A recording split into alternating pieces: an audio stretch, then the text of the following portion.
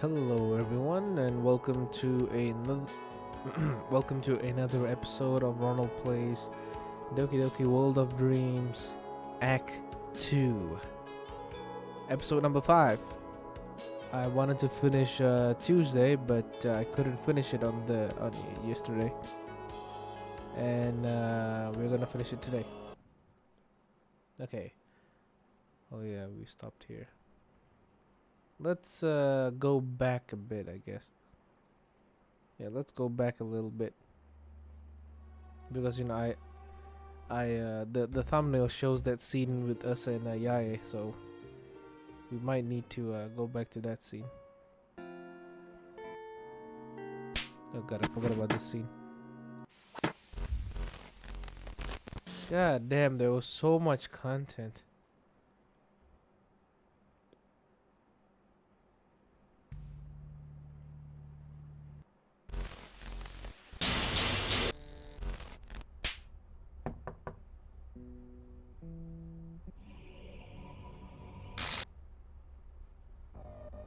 According to Eric, that scene we have where we go for a walk will take like an hour. So there's so much dialogue. Oh my god.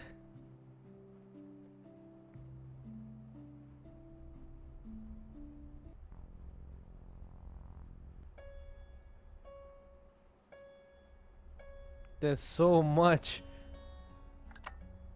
Jesus Christ.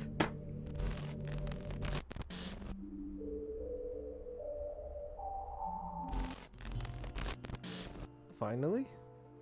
Are we finally back? I think, yeah, it's finally back. Her voice is soft and low, not just volume-wise, but height-wise. Perhaps she's sitting down. I sit down and lean against the door, letting Meiji's body rest a bit. Alright, here I am. What can I do for you? I mean, what can I do you for? Where are we dropping? What do you mean? My voice is a bit harsher than I mean it to be. I need to keep that in check. Hey, there we go, that's the CG. Now this stream's no longer clickbait. Also, just to check a little bit, are we demonetized? Yes, we are. Fucking beautiful, YouTube. I didn't even swear. Oh yeah, the previous stream was also demonetized, by the way. I'm gonna have to wait for like 5 days for it to get monetized again. Beautiful YouTube algorithm and system. Listen, about what happened earlier today in the alley. My anger returns in a torrent, but now it's directed at it again. Yes? I grit my teeth a bit. Do you think he's gonna be alright? How can she be so concerned about it after what it did to her? Does it really matter? After all that monster did to you? Yae's voice catches a bit. It's just... Yae, you don't owe that bastard anything. What he did to you is unforgivable. How can she be so concerned? It's more complicated than that. Yae Kawahashi. She stops. I take a deep breath.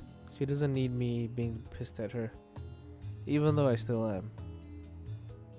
Half the school is already pissed at her, teachers and principal included, and I really doubt she has any safe place. I need to be blunt with her on this, but I need to start being kind to her. She needs human kindness, at least from someone in here. I take a deep breath and stop formulating my ideas so I don't sound harsh again. Kawahashi, listen to me. The first moment he touched you, he stopped being family in any meaningful sense of the word. No one should ever, and I mean ever, have to go through what you went through with him. I really am sorry you went through that. And I regret that I wasn't in my original body so I could just... I know. He should be rotting in jail. Especially after the events of today. I can feel myself shaking in rage.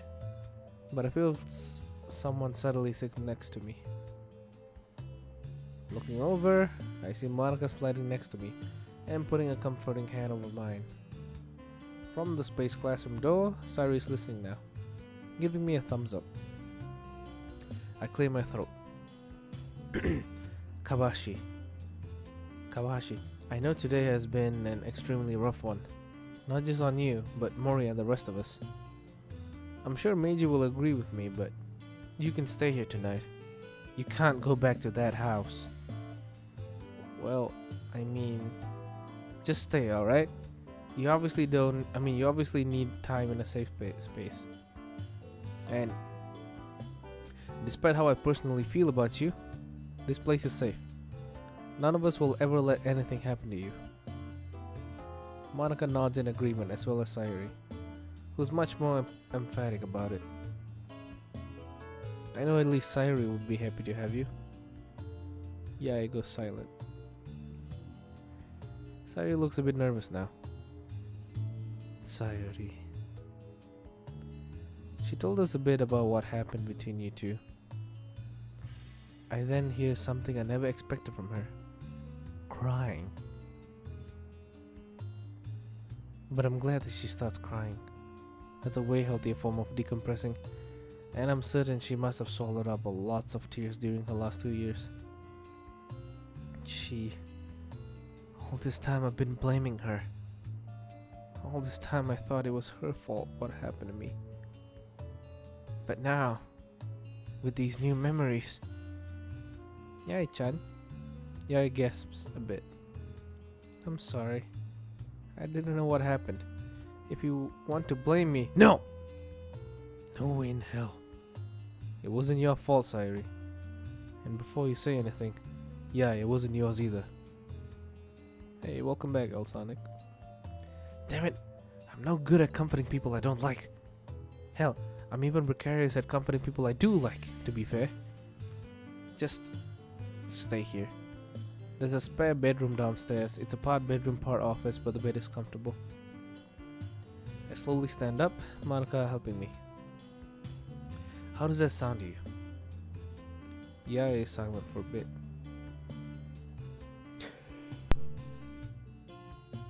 Excuse me. Okay. Thank you. The spare bedroom is the door at the end of this hallway on the right. If you need anything, go ahead and wake me, alright? Alright. I hear her standing and walking into the inner bath, slowly getting in. I look between Monica and Sayuri and sigh softly. I walk back to the classroom door, but stop before I walk through. I could really use a small walk at least. Meiji, do you think we can go for a walk? I need to clear my head. Well, just as long as you don't make me sicker. I'll be careful. Know any shops nearby? Maybe you could get some ice cream bars for everyone. That's such a dumb idea, by the way, getting ice cream at night on like a rainy season, and like knowing that Meiji's sick and you get ice cream. I know a place, yeah. Pretty close by too. Got it. Hey guys, do you mind if I go for a walk? Eh? Ronald, are you sure? Meiji's still sick. Plus, it's still raining out there, you know? I need time to myself to unwind. Or as much to myself as I can get right now. I hope you understand. It's not that we don't. We're worried about you too. Jesus Christ. God damn it, someone's calling me.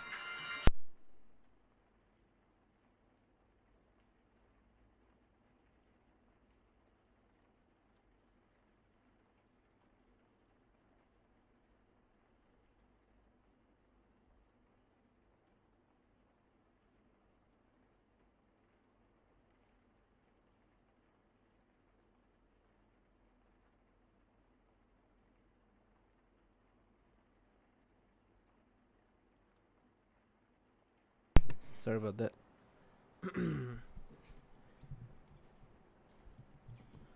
Took the words right out of my mouth, Sayuri. Can you promise me that you won't do anything too strenuous? How far away is the shop of yours? About 15 minutes or so. The place I'll be going isn't that far away. 15 minutes isn't far? For walking distance, that's pretty far, I'd say. Maybe 5 to 10 minutes should be fine, but 15 minutes is pretty long. That's like half an hour, like going and coming back. Bro has to dramatically stare at the rainy sky and get even more sick. Wouldn't it be funny if he does that again? Yeah, we'll see. Hello, Shadow Fox. If something comes up, I'll shoot you a text, I promise. You'd better. Smiling, I put a reassuring hand on her shoulder. I'll be back in a while. So saying, I turn and head down the hall.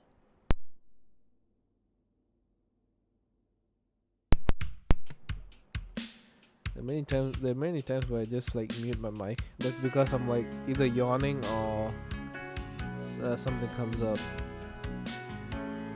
My sleep has not been good, so I'm always sleepy when I stream. I head out into the rainy night. I put a mask over my face and, after making sure I'm dressed warmly and securely, I grab an umbrella and head out. Meiji begins directing me. We head down the streets that lead towards the mall. As we walk, I let my mind wander a bit. How the hell are we supposed to handle Yae at this point? Her getting involved wasn't part of the plan. I know she's a good actress when she needs to be, but how much of what she told me earlier was an act? Sayuri might know better than me. And then there's Monica. She terrified me today. I really hope she's alright. 1 yen for your thoughts? Meiji's intrusive question snaps me back to reality. I was just reflecting on the day's events. Honestly, same. Holy hell, man. Today was all sorts of messed up. You're preaching to the choir. I was there, dude. Yeah, I know. Here's hoping that things don't get worse as the week goes on. Hey, don't go triggering death flags. Right, sorry.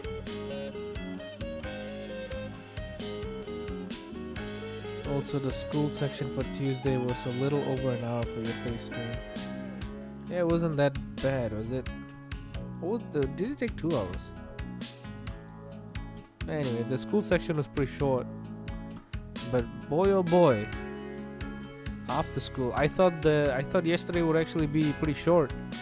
Because Tuesday we didn't have to go to the club. I thought because we didn't go to the club, the stream will be, or the day would end way faster. Boy oh boy, was I wrong.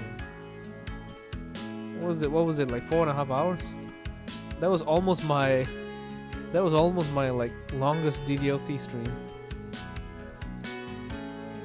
But I definitely agree with you. I'm not sure how much more I can handle events like this. As long as we're together, I know we can handle it. Look at you, all smooth and cool. And here I thought you were an otaku. Otaku can be cool, thank you very much. I feel my mood start to lighten as I laugh a bit. Thanks, man. What for? Cheering me up, even if a little. Right back at you then, dude. Take a right here, by the way. Right. Fun fact: our player has seen Meiji naked before he saw Monica naked. Isn't that weird? His relationship with Meiji is technically stronger than his relationship with Monica. I just find that funny.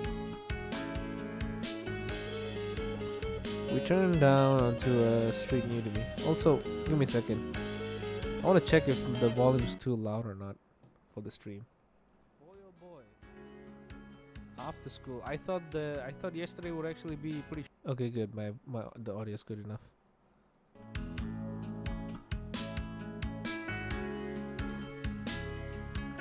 So I worked out how long the school section from 2 streams and 3 in total, just under 2 hours.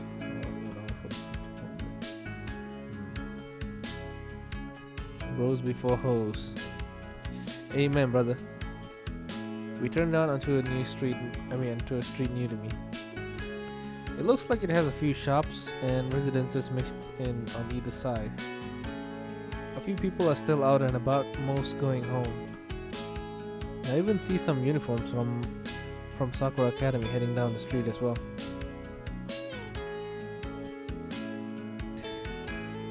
It's that Yakuza 0 with Kiri kneels down. Oh my god, I can see him. He's right there, near that corner. Right at the start of the street, I see a convenience store. Is this it? Yes, indeed. They have ice cream? Just shut up and go in. What kind of convenience store doesn't have ice cream, you moron? The place has a few customers in the store and a cashier nearby. It's another convenience store for the most part. I begin slowly walking up and down the aisles, looking at the varied selections all around. As I make a pass near the register, the smell of the fried chicken in the food warmer tickles my nose. I grin. Really? Oh, that's right, you hate that. Damn right I do. You hate fried chicken? Bruh. You do realize I'm gonna get some from here eventually, right? Yeah. From behind, I hear the door to the shop open. Thinking nothing of it, I continue walking up and down until we come to the medicine portion of the store. I pause and kneel to get a better look. Do you want to get anything here that might help your cold? We have plenty of pills and stuff back at home. I figured, but is there anything here that you might want that you don't have? Look over everything for me? For sure. Thanks. I slowly begin looking over the section dedicated to cold and flu medications when I hear someone walking up next to me and he kneeling next to me. Well, isn't this a surprise? Miyuki. Oh, Yuri's mom! I turn quickly and find myself looking into the warm and amused eyes of Yuri's mother.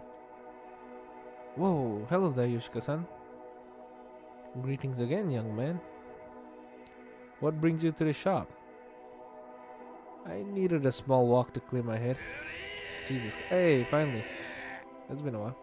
Hello, Ronald. I want to say that I'm sorry I didn't get Infinity Pens out before this mod. I was really hoping for you to play it. But hater and mental health issues. I just hope I have another chance to for it come out. Really soon I hope. I'm sorry bro.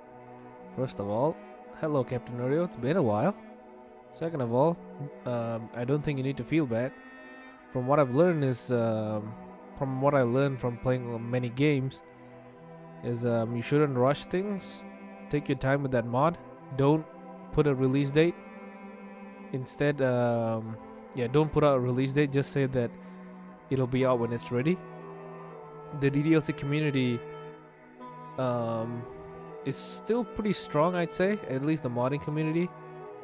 So I'm pretty sure, like, no matter how long you take that mod, no matter how long you take to make that mod, there will definitely be like an audience for it. And when it comes to me playing it,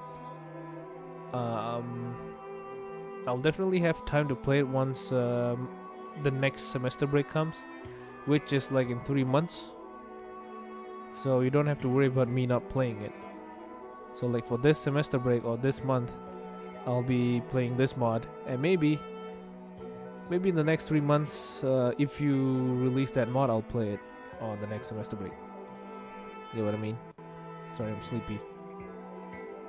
But hello. And thank you so much for the $5, my dude. And you don't have to apologize. As a certain demigod once said, "Don't be sorry, be better," or stuff like that. But yeah, thank you so much, dude. And back to the video. She got a whole theme song. What the hell? She does, doesn't she? What the hell is that? That's a weird audio. Can you hear that? There's some extra stuff going in the background of her music.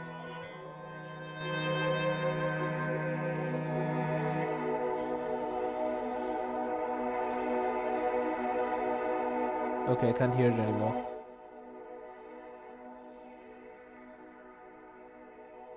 I needed a small walk to clear my head. Hold up. Didn't Yuri say she lived an hour away from school? You're right, she did. Maybe we're nearer to her house? Or perhaps she lied? I hope she lied because I can't imagine someone walking this far just to come to a convenience store. I suppose that's possible.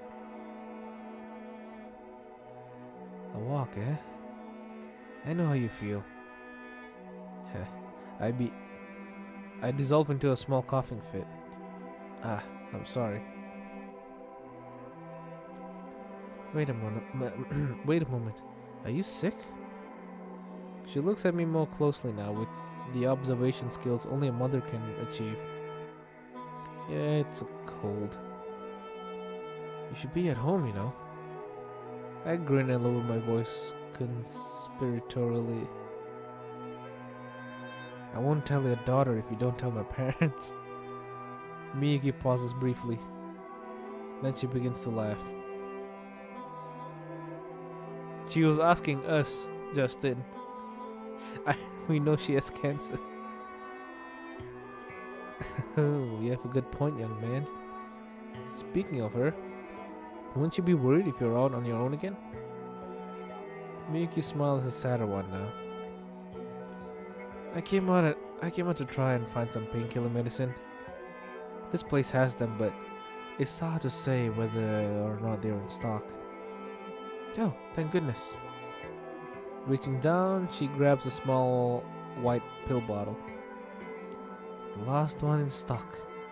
Lucky. She begins coughing herself. I move closer to try and help steady her. Ah, thank you, young man. The two of us stand up, slowly, so she doesn't get dizzy. Oh yeah, now the weird audio is coming back again. Can you guys hear it?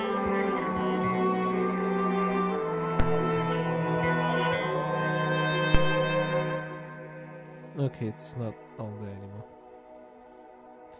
anymore. Perhaps I should get a sports drink too. I am feeling a little parched. Chizu-kun, would you accompany me for that? Just to walk like what, 2 meters? Of course. Your headphone is broken? Well, to be fair, I've been using this for like 5 years. We head into the next aisle and see only soup cans. Ah, my apologies. Not this one. Miyuki is looking a bit paler than before as she heads to the drink cooler. Grabbing a blueberry flavored energy aid, she begins heading to the cashier. Suddenly, she stumbles a bit. I manage to catch her. Whoa there. Is everything alright? Is there a place where this woman can sit for a bit? She's in no condition to walk in the rain right now. Yeah, of course, in the back. The cashier leads us towards the back. Should I call an ambulance? No. I just need a few minutes to collect myself. Then I should be fine. I'm at soup. Funny because I was thinking about the same thing. Why are you buying clothes at the soup store? Fuck you. If you need any water, we have paper cups and a water fountain. Thanks, man. The cashier nods and heads back out into the main store. I take a seat across from Miyuki and take off my coat to drape over her. Jesus, son. It's alright. It's plenty warm back here. Well, thank you, young man. That's very sweet of you. She lays her head down on her crossed arms, closing her eyes. Shouldn't we call your daughter, ma'am? No reply. She must be asleep. Would be pretty messed up if she was permanently asleep, wouldn't it? You know, cause she fell asleep pretty damn quickly. So would be pretty messed up if that sleep was a permanent one. God damn. Sighing, I pull out Meiji's phone. Flipping it up. I can't pronounce. Flipping it open, I dial Monica. Ring. Oh, damn, that was fast. That energy drink ain't an energy drink. It's a sleeping drink. It's a cough mixture. Ronald? What the hell? Was Monica waiting near her cell? Is everything okay? Yes, everything's alright. I just ran into Yuri's mom is all. You did? She sounds worried now. Hold your horses there. I just called to let you guys know I might be back a little later than I thought. How come? I briefly explain what just happened. On the other end, there's silence when I finish. Are you planning on taking her home? She sounds nervous now. Well, I was gonna call Yuri and ask her to come get her mom. Then I realized I don't have her number. I do. I can give it to you and no, that would be too suspicious. No. Still. Monica, is that Ronald? Yeah, it is. He ran into Yuri's mom. Oh, what's happening? Monica relays the message to Sairi quickly. Oh. Okay. Can I talk to him? Sure. I hear a bit of a scuffle. Then Sairi's voice comes through the clearer. Ronald? Hey, Sairi. I heard about what happened. Is Meiji okay with this? He hasn't said anything about it, let me ask. Honestly, I don't really mind. You sure? Yeah. I just hope we don't run into Yuri. Well, we probably will. But at this point it's unavoidable. I hate leaving her here. True. I feel the same way. So that's a yes then. Yes, but please be careful. I will. He won't. Ronald? Meiji says it's okay as long as I'm careful. And I will be. Now you're gonna need to bury her dead body or else you're blamed for. Oh no. Okay. You better keep that promise, you hear? Or I'll be very upset. I smile a little. I'll do my best, I promise. Good. Now here's Monica back. Ronald? Hey, Monica. I'm gonna say the same thing Sari just said. Please be careful. I will. See you soon, okay? Right back at you. See you soon. Bye. Bye. We both hang up. I go back out into the store. The cashier sees me and walks over to me. Is she okay? Nope, she has a cancer. Yeah, she's just resting for a bit. Do you guys carry some hot water and tea bags? I want to make us some. Oh, yes, we do. Over by the coffee machines. Don't worry about the cost. It's on the house for her. Much appreciated, thanks. I bow and head over to the coffee machines. After finding a small paper cup, I fill it with hot water, then dip a tea bag into it. I carry it back to where Miyuki was. She's still asleep when I walk in. I approach and set down the cup. I wait for her to wake and decide to pass the time by reading a magazine I find back there. Turns out she never wakes up.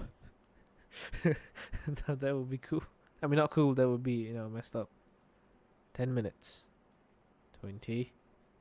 Half an hour passes until... Aw, she actually wakes up. Boo! What's this?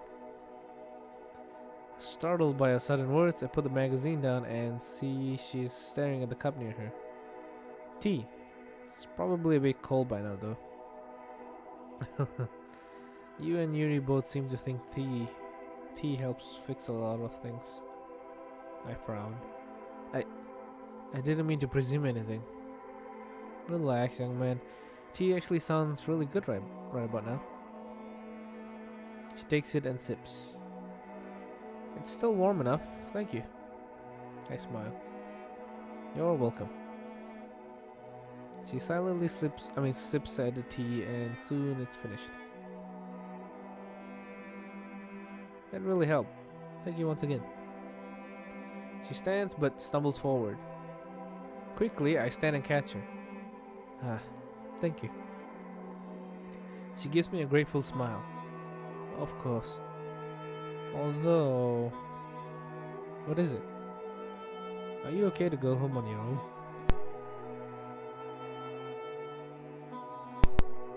My home is only a 15-minute walk away from here. I should be fine.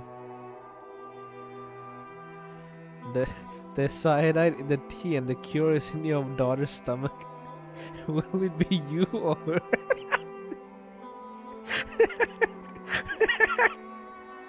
I mean, she has cancer. She's gonna die anyway, so she might as well die quickly. That would be such a chaotic thing to do.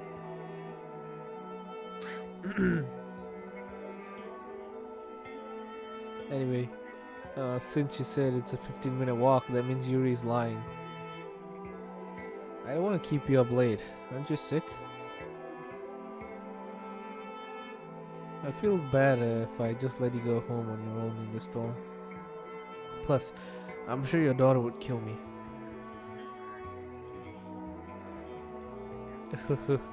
She's not that violent.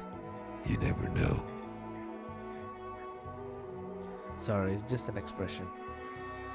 I'm an English tutor. Trust me, I've heard that. But if you're insisting, then I gladly accept. Are you well enough to walk now? I am. Then let's get you home. She nods, then begins handing me my coat, but I stop her. Keep a hold of that until you get back home. She shakes her head. You don't need to worry about me, just take it. I smile.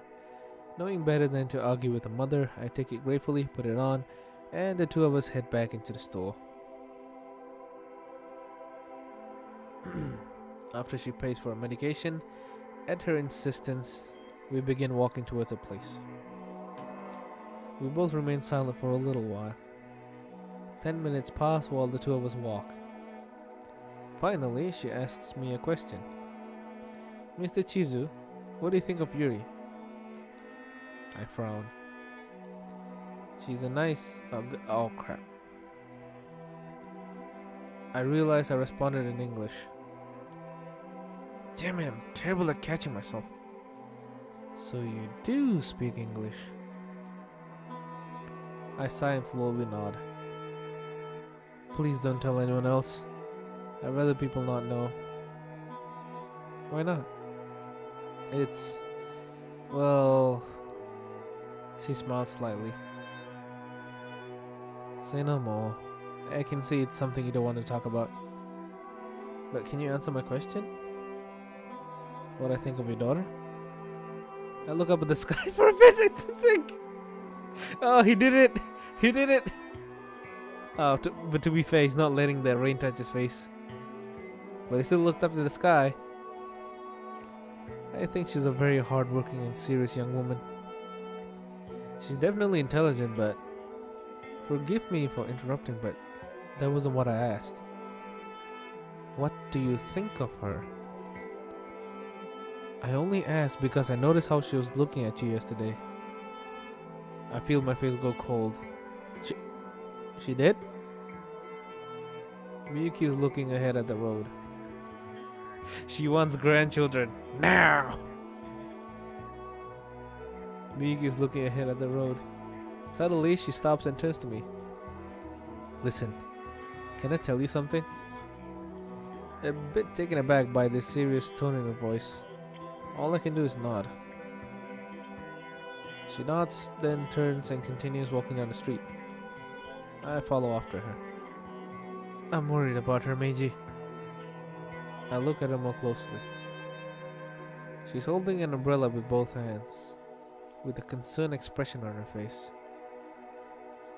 In that moment, I see a very concerned mother thinking only about her child. I'm worried about what will become of her when I'm gone. Well, at the very least, I know that if we are able to gain more control over the script, we can delete her cancer. So, my heart drops at that. Those are the words of someone resigned to death. I continue letting her talk. Okay, I just realized something. Which is... but... God damn it. I just realized something. So she has cancer, right? So... she has cancer and the cancer makes her cough, right? And like she has a child. she has a child and like she's worried about their future. Doesn't that sound a little bit familiar? You know, the cancer that makes her cough. So she probably has lung cancer. Let's assume. Doesn't that seem a little bit familiar? God damn it, YouTube. Doesn't that seem a bit familiar?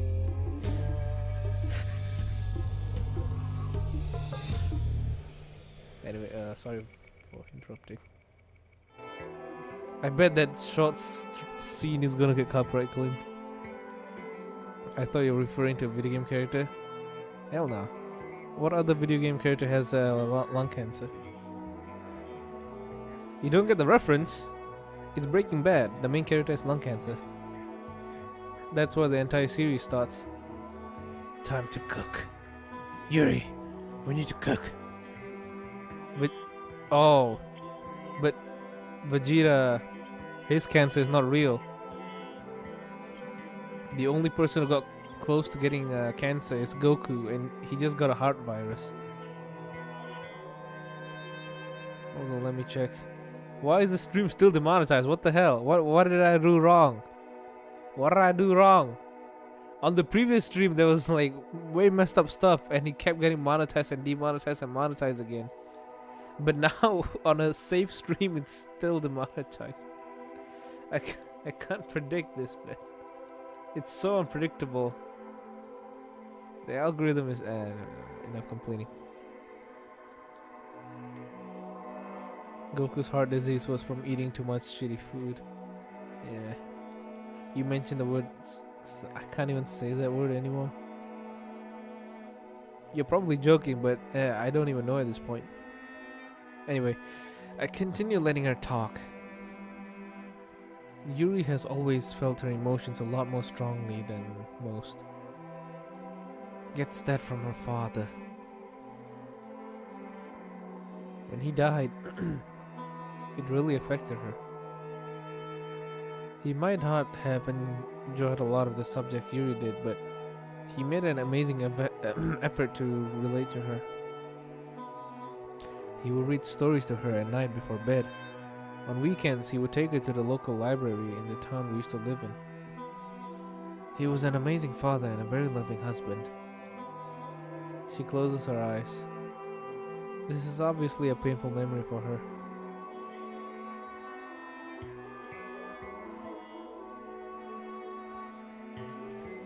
His death broke not only my heart but Yuri's as well. And when I go... She trails off, shuddering a bit. I know my daughter has always struggled to make friends in school. She's been bullied in her past. She might not say it now, but I know she's still being. Oh no, I said the word. God damn it. She's still being. She just won't tell me about it. She sighs sadly. When we turn to a corner, I look up and up and up. They live in this place? What the hell? How do they afford this? What do you mean? It's just an apartment. The answer immediately comes to me when I see the statue in front. Chiba Apartments. Of course, Kotonoha did this. It keeps them in debt to the Chibas. In other words, in line. Miyuki turns to me. I know I don't know you very well, but can I ask you for a massive favor? Sure. What is it? I need some grandchildren. Now! She brings her hands together and bows slightly. When I am gone, please keep my daughter safe. Please look out for her. You and the club she's a part of. She raises her head. I've never seen her as happy as she's been since she joined that club. Please do that for me. Her brow furls and she turns to the building behind her. I can't exactly trust that the Chiba family will take care of her after I'm gone. I gulp nervously. Aren't I trying to avoid Yuri as much as possible so she doesn't get too attached to me? But this mother... Miyuki's being incredibly sincere here. Miss Yoshika. Damn it, I really have a weakness.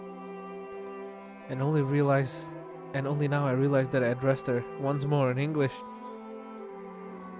I guess I'm drained in more aspects than one right now. I might not be able to do much, but whatever I can do, I will. A smile slowly forms on Miyuki's face. I really appreciate it.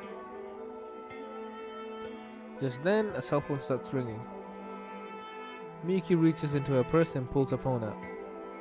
Hello, Yuri. No, I'm just outside the building right now. I'll be up soon.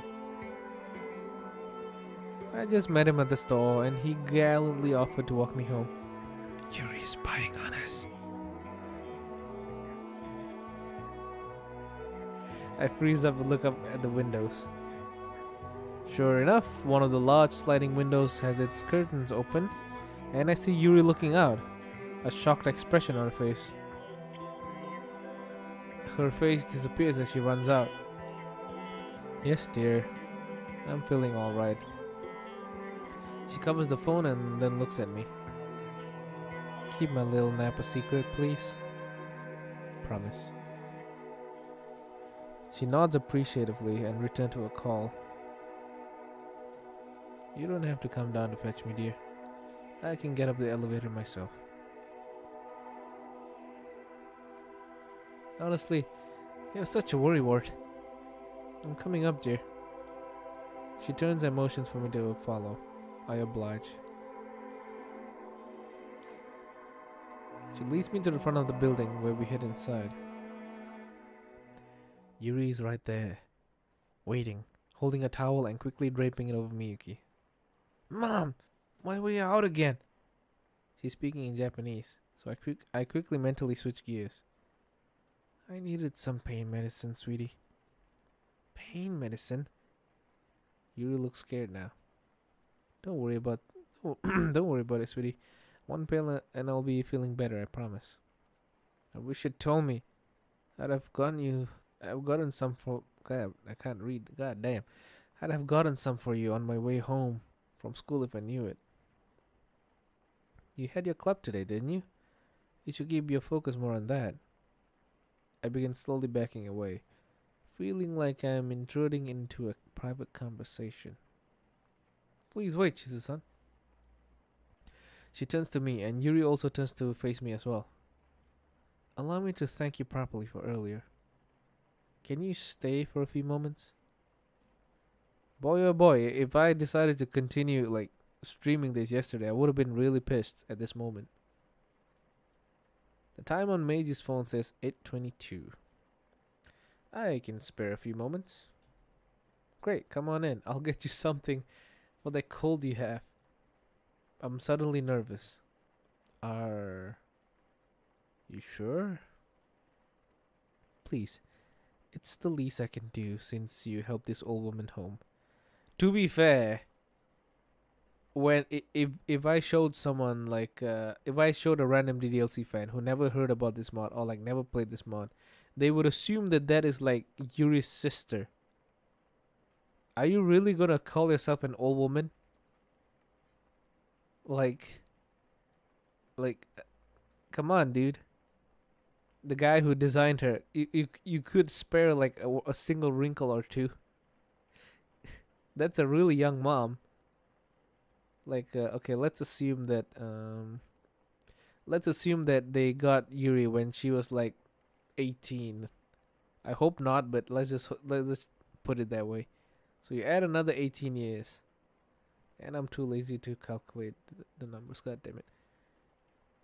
Am I really gonna use a calculator for this? Bet your ass I am. 18 times 2. So she's like 36.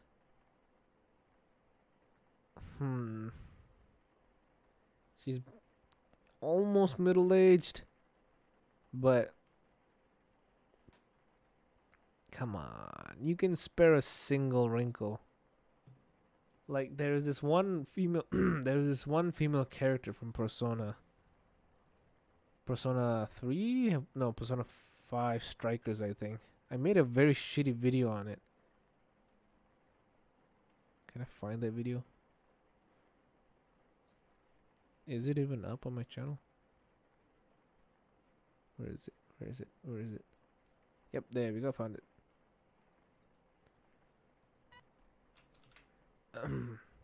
Give me a second. This woman. So she's supposed to be an old woman, right? Right? Right? But watch this.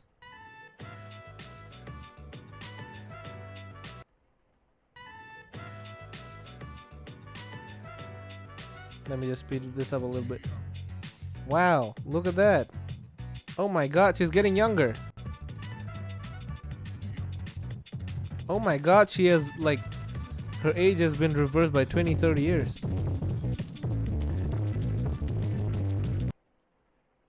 You get what I mean?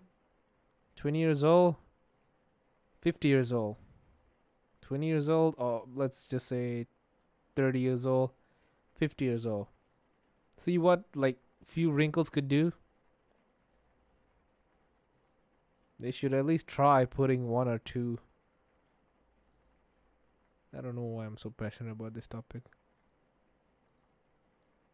Wait a minute, was it blocked the whole time? Wait a minute. You guys saw that, right? Was I just showing you guys nothing? Well, okay, good. You guys saw that. Good. Kiryu doesn't have wrinkles at his 50s. Shut up. Kiryu is different.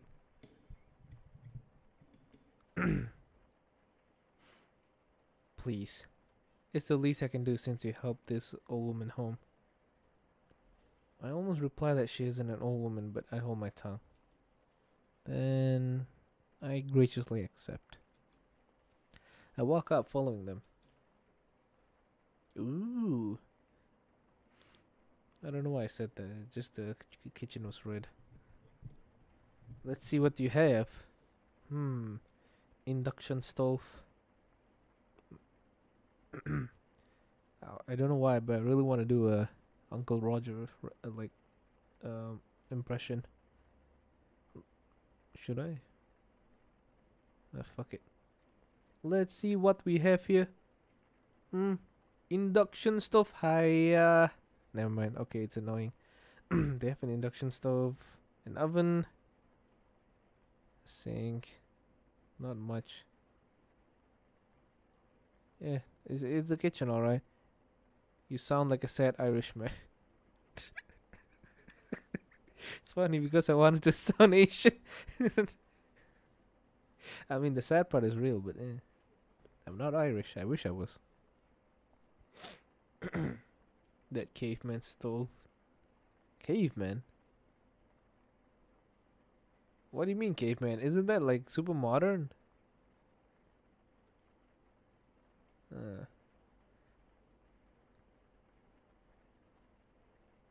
If I have no idea what this mod is, I think she's a skinwalker. You don't see the handle with the knobs? Huh? The face with the handle? Face? Oh, I kinda see it. But caveman. Gas stoves is where it's at. Yep. I mean, if you're Asian, you need to have those gas stoves. Because, you know, you can't really cook with a wok with an induction stove. Or maybe you can, I don't know. After a brief walk through the building, I find myself standing in the kitchen of Yuri's apartment. Miyuki is rummaging through the cabinets. Now, where is it? Where is my blue crystal? She turns to me, smiling. You two don't have to wait around for me. Feel free to relax and sit for a bit. Yeah, especially you, Chizu-san. Thank you very much. The house seems very pathetic. Like, there's no soul to it. Like, this design, it's so... Wait a minute. Isn't this the MC's room in Exit Music? Anyway. But, like, there's nothing much to it. There's no, like, soul. I guess they're not allowed to, like, decorate the home? Meh. She takes a seat on one of the other couches. All that I can hear now is the sound of the AC humming softly. Oh, this is perfect. This is a perfect moment for you know what? The good old reliable. The good old reliable FNAF 2 ambience. Fucking hell. Every time I open a video nowadays, I get this. Ad blockers are not allowed on YouTube. You can suck my ass.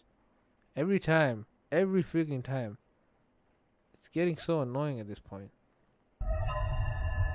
Like, goddamn.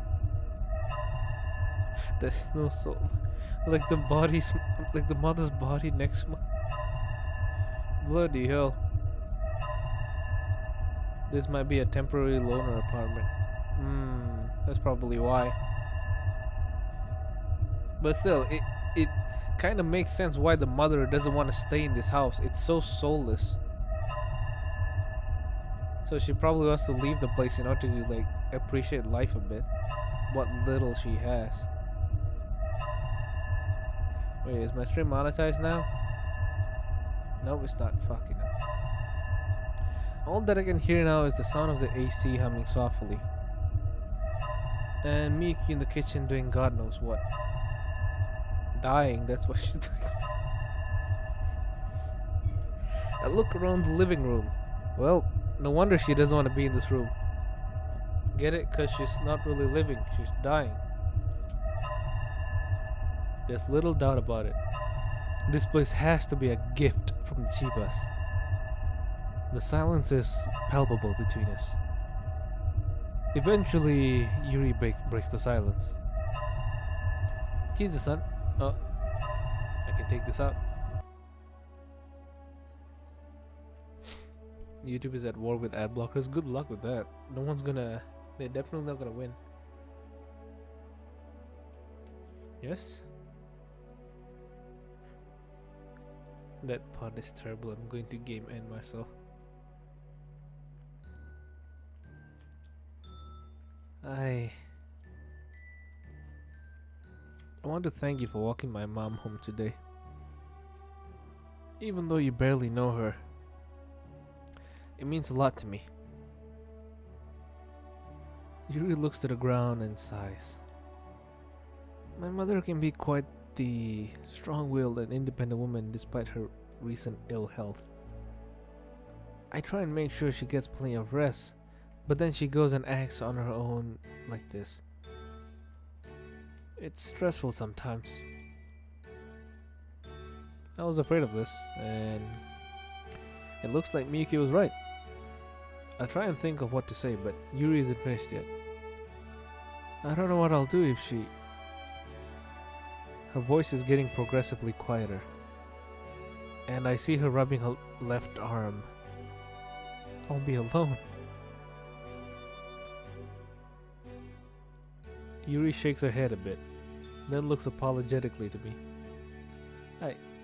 I'm sorry. Forget I said anything. I don't want you to get more involved than you already are.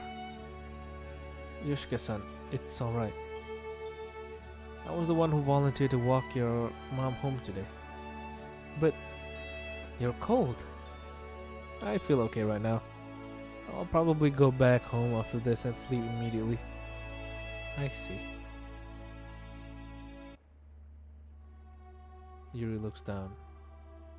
My heart aches for the amount of pain and guilt she must be feeling.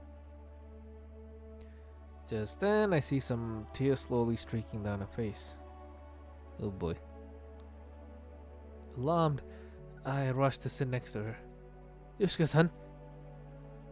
Jesus-san, can I tell you something? Oh no. This is exactly what I was trying to avoid.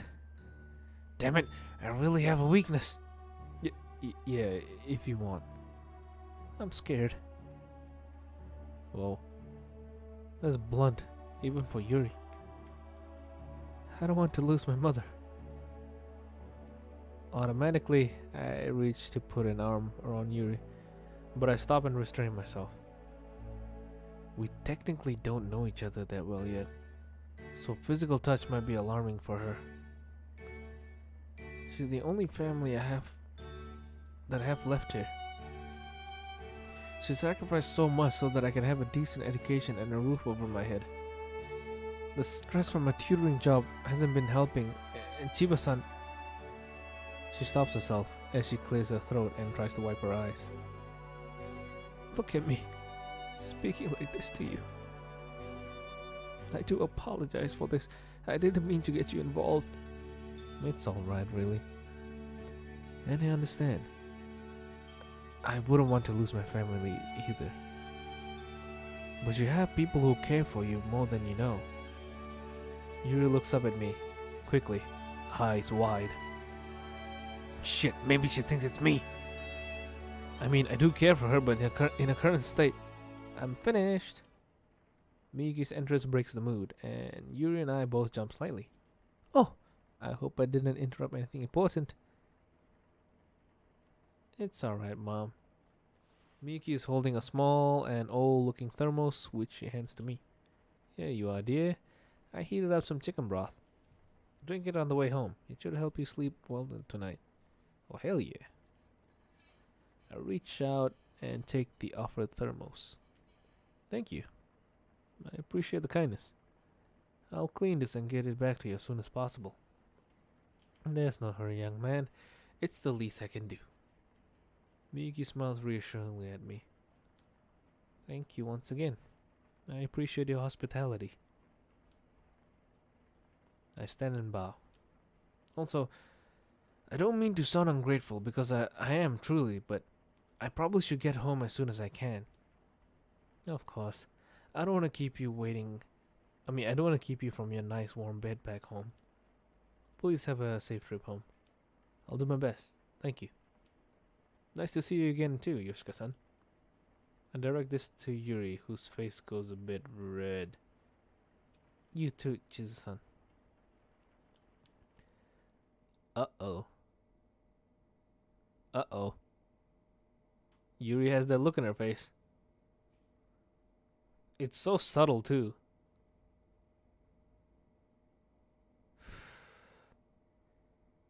I bow to both of them. Then Miyuki walks me out.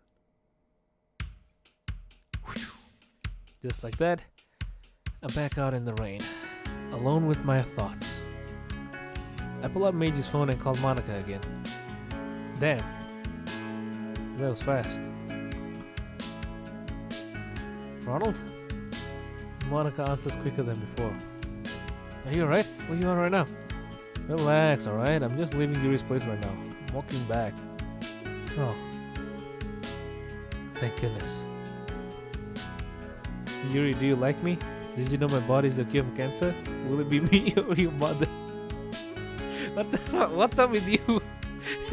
And like these Saw level questions.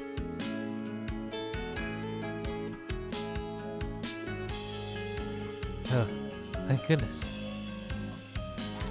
I was getting worried, dear. Dear? Hold up.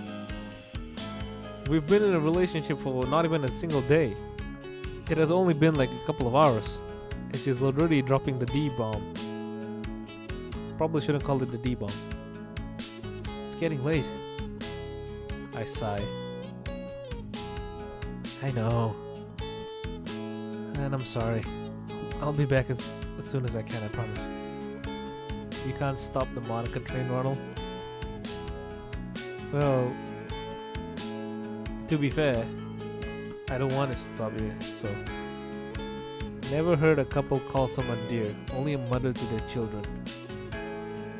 Well, you should probably hang around more couples then.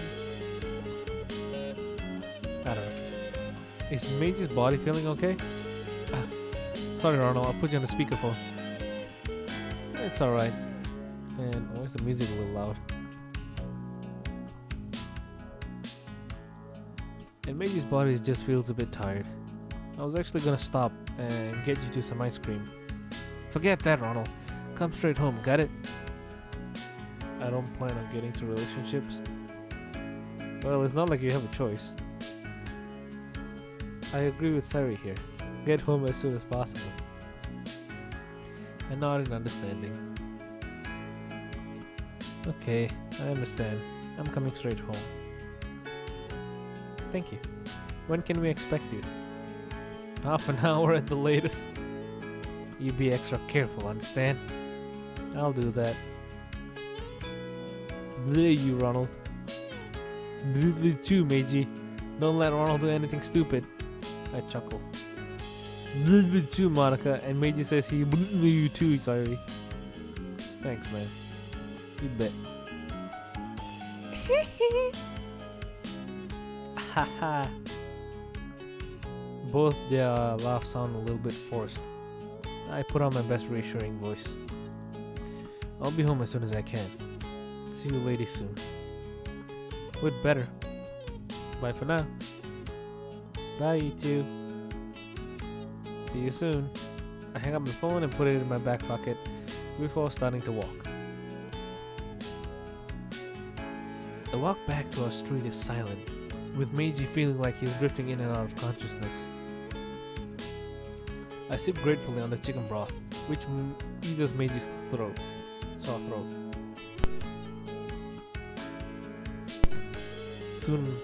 Soon we're on Meiji Street, by which time I've finished all the chicken broth.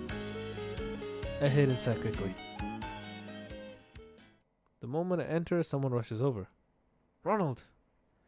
Monica rushes towards me, a very worried expression on her face as I begin taking off my coat and shoes. I'm feeling alright, I promise. Well, that's good. I'm just gonna clean this and then head to bed. I say this while holding up the thermos, which Monica immediately snatches from my hand. I'll clean it for you later. Come on, let's get you two to bed as soon as possible. Monica pulls me to the entrance of the space classroom. I'm about to step through and Meiji speaks up. Ronald, there's some medicine in the hall closet. Could you grab some for me? Medicine? Sure. I swear, they really don't want me to go to sleep, don't they? I walk past the door where an anxious Sari is waiting for us and begin rummaging through the closet. Ronald, what are you doing? Meiji said there was some medicine in here. I'm just grabbing some. I'll take care of that too. Monica sounds a bit frustrated now. We must be like sharing the same amount of frustration. Like, come on, we were supposed to go to sleep like 2 hours ago. Just head back in. I'll get them for you. Yikes. Guess I should have seen that coming. Me too. You know what I would have done? I would have just, I would have delayed it even more. I don't know. I find it really attractive when a woman is that, like, caring. It won't happen in real life. Or at least it'll be very rare to find a woman like that. But,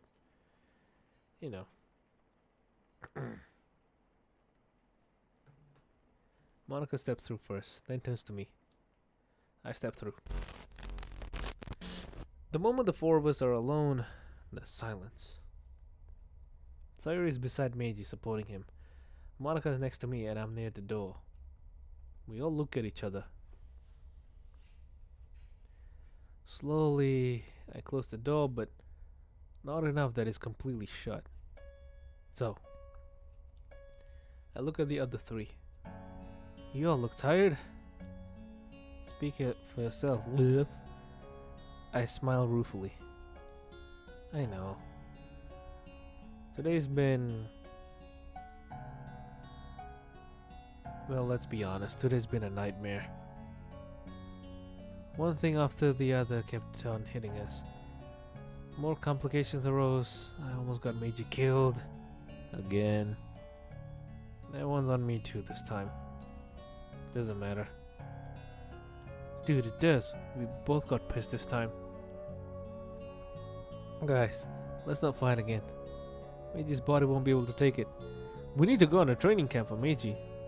You can't be this weak for long. Oh, wait a minute. You can change his physical prowess stat in the code. If Monica could modify her flexibility stat, they could modify his physical fighting stat. Fighting? Martial art? Self-defense? I don't know. His physical stat, I guess. Especially not after being gone for over an hour. I nod slowly. Yeah, you're right. It's been a very long day. We really should try and sleep. How about they modify their intelligence and actually do things better? But then the model will be quick. And we don't want that. Make him a true Chad. Yeah, get rid of that old yee-ass haircut. Sayuri nods and immediately ushers Meiji into their bedroom, grabbing the medicine from Monica. Soon it's just me and her. There's a silence between us for a while. Finally, I speak up, deciding to ask her about the incident in the kitchen earlier that day. Monica, about what happened in the kitchen with Yae. She stiffens, but remains silent. How are you feeling right now?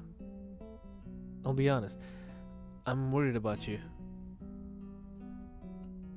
She looks down. I'm unnerved by my behavior, if I'm honest. Actually, no, I'm petrified. I didn't think I could get that angry. I mean, to be fair, that's the appropriate time to get angry, to be honest. I mean, you've seen me angry before, but not this much. It's honestly frightening that I have that in me. Welcome to my world. Are you feeling okay now? She nods a bit. I'm calmer now. I feel really bad for Kawahashi though. I wouldn't wish that kind of thing on my worst enemy. Me too. She looks at me next with a stern expression. And how about you? Being reckless again? This time I try not to be, but I couldn't let that thing abuse Yae. I know, and I'm proud of you for helping her. But just please restrain yourself. You know I'm worried about you. I know. And I'm trying to not fly off the rails again. That's all I ask. Let's actually get some sleep. Lord knows you need it. You too. No discussions, sweetie. I smile and nod. I'm gonna take a quick shower first. Oh my god, he doesn't want to sleep, does he? He does not want to sleep. Alright. Don't keep me waiting. She gives me a slight wink before heading into our room. No sleep, only drama. Blushing a bit, I go to take a shower. After a brief but calming rinse under the water, I make my way back to the bedroom where Monica is stirring up in bed waiting. She's reading a book which looks like an introduction to coding. I get into bed beside her and she immediately leans against me. I take the book and put it aside, putting an arm around her. Feeling better? Maybe he is addicted to water on his face. Yeah, that could be true. A little. You? My head's a bit clearer now, but I'm still majorly exhausted. Me too. She yawns, and I do so in response. She's the first to move deeper under the covers, and I soon follow. Reaching over, I dim the lights with the switch just beside the bed. I'm about to close my eyes when I feel a cool hand intertwine with mine. Looking over, I see Monica lying flat on her back and staring at the ceiling. I give her hand a gentle and firm squeeze, and she looks over at me finally, smiling gratefully. Leaning in, she kisses me and then snuggles up close. Putting my arm around her, I close my eyes. Oh my god, it's finally over. Yes! 1 hour and 15 minutes. What the hell, dude? Why was it so long?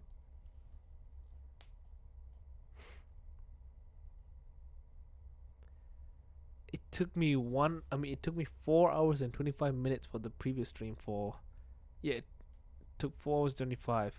So that's like 5 hours. So it'll be like 5 hours and 40 minutes. That's how long Tuesday was. 5 hours and 40 minutes. Bloody hell. Also,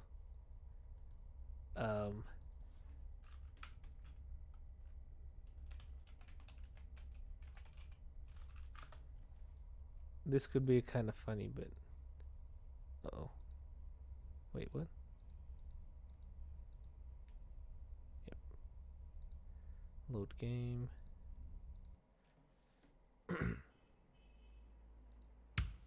Give me a second here. Trust me on this.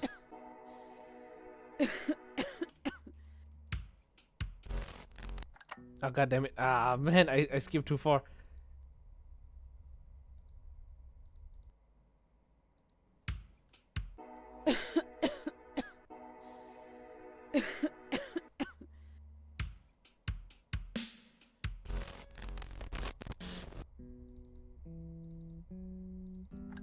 Oh god damn it. Again, I messed up again. Last try, I promise.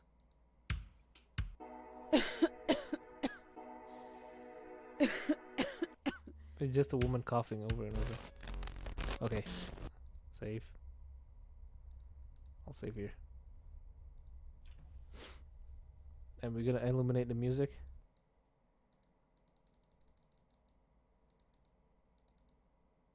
Okay. Maybe some... Okay, never mind. We don't need the music. Give me a second.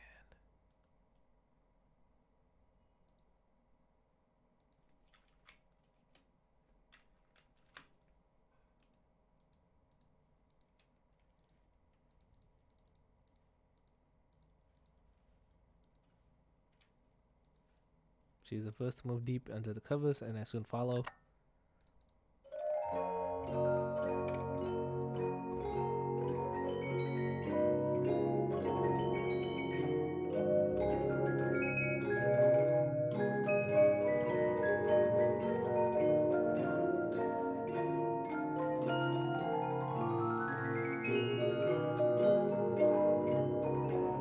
I swear, my humor is horrible. Anyway.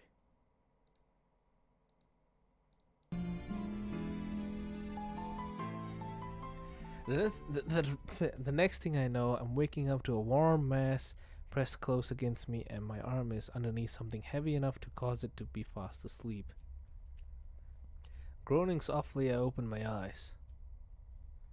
Monica is pressed up against me, my arm underneath her. Monica jump scare? I mean, you could consider this a jump scare, I guess. Slowly I move to extricate myself from her grip, but she clings even more to me. I stroke her hair while gently bringing the lights up with my free hand. Ah. She slowly begins waking up. When she sees me, she blushes and sits up, releasing my arm. Good morning, love. I sit up and shake my sleeping arm vigorously. Morning, sweetie. How'd you sleep? He's not talking to her, by the way. He's talking to his arm. Get it? Because he's asleep? God, using pet names is embarrassing, but it also feels right. I slept pretty well. Everything okay with your arm? Ah, it's just asleep. As much as I really enjoy falling asleep in your arms, we're gonna have to experiment with that.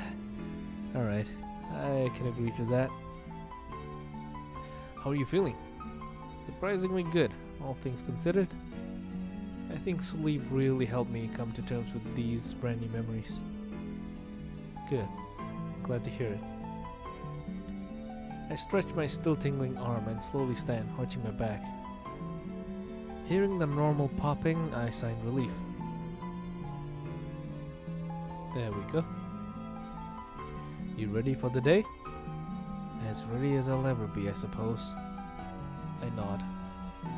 Same. Need a shower? Yeah. Think I do. I'll use the chisel shower so you can use the other one. Thanks. Monica leans in and ugh. She quickly heads out, face red. Mine is equally as red as I stand and head to take my own shower. I take a quick but relaxing shower and walk out just as I hear the other bedroom door open. Meiji, you don't look so hot. Sayuri said the same thing. I'll be alright though. The meds I took last night are helping. Plus the chicken broth I think too. I do need a shower though.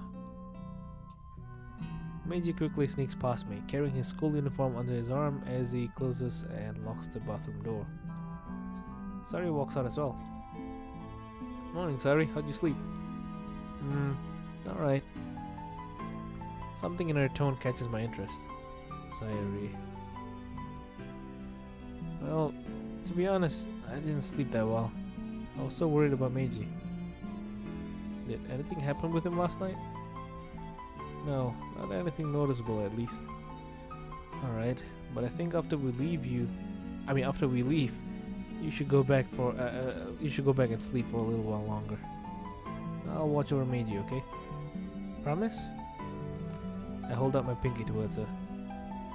Hesitantly, she wraps her own around mine. Pinky promise. If I lie, I will drink 1,000 needles and cut off my pinky. Jesus Christ. Sayuri giggles a bit and then releases me. You don't have to drink 1,000 needles. What about the pinky thing? I'll keep it in mind. Her smug, satisfied look is enough to get me to laugh a bit. I'll look after Meiji, I promise. Good. Why don't you lie back down for now and get some more rest? Meiji and Monica are both taking a shower. And then we'll get breakfast started. Alright. Let me guess. Bread and eggs. Toast and eggs. Sounds like a Japan promise thing. I mean, the Yakuza does that. Didn't what's his name? Didn't Kuze get his pinky cut off? So Kuze failed his promise. She heads back to the bedroom and shuts the door slowly. I hear her collapse in the bed. A bit tired still myself, I walk over to the couch, sit and look out the window. Talking about the needle thing? Oh, I mean, yeah, that too. As I watch the earth spin slowly, I once again go over what should be done today. 1. We need to talk to Kozue about her odd behavior. That's definitely a main priority. She's been acting suspicious ever since Monday, and we need to know what's going on. 2. We're gonna need to plan on how Mori and Yae, if she cooperates, can help keep an eye on the literature club when I'm not there. As I think about that, I start having doubts. Seriously, is me being away from the club a good idea? Will it even affect what happens? I see you're not noticing the subtle changes in Yuri's attitude when you're around her. It's very subtle, but when you say something that piques her interest, she gives that stare, or that look, where her eye widens. Didn't they cut their pinkies off so they couldn't hold katanas? Yep. Apparently, like 50% of your gripping strength depends on your pinky. So if you cut off your pinky, you can't hold the katana as strong. Which is kind of weird to think, like one finger having that much power over your grip strength. You know? I sit up straighter and strengthen my resolve. No. For their own good, I should probably wait to join this time. I can't afford to take the risk of Yuri becoming so stressed that she clings to the first male she sees.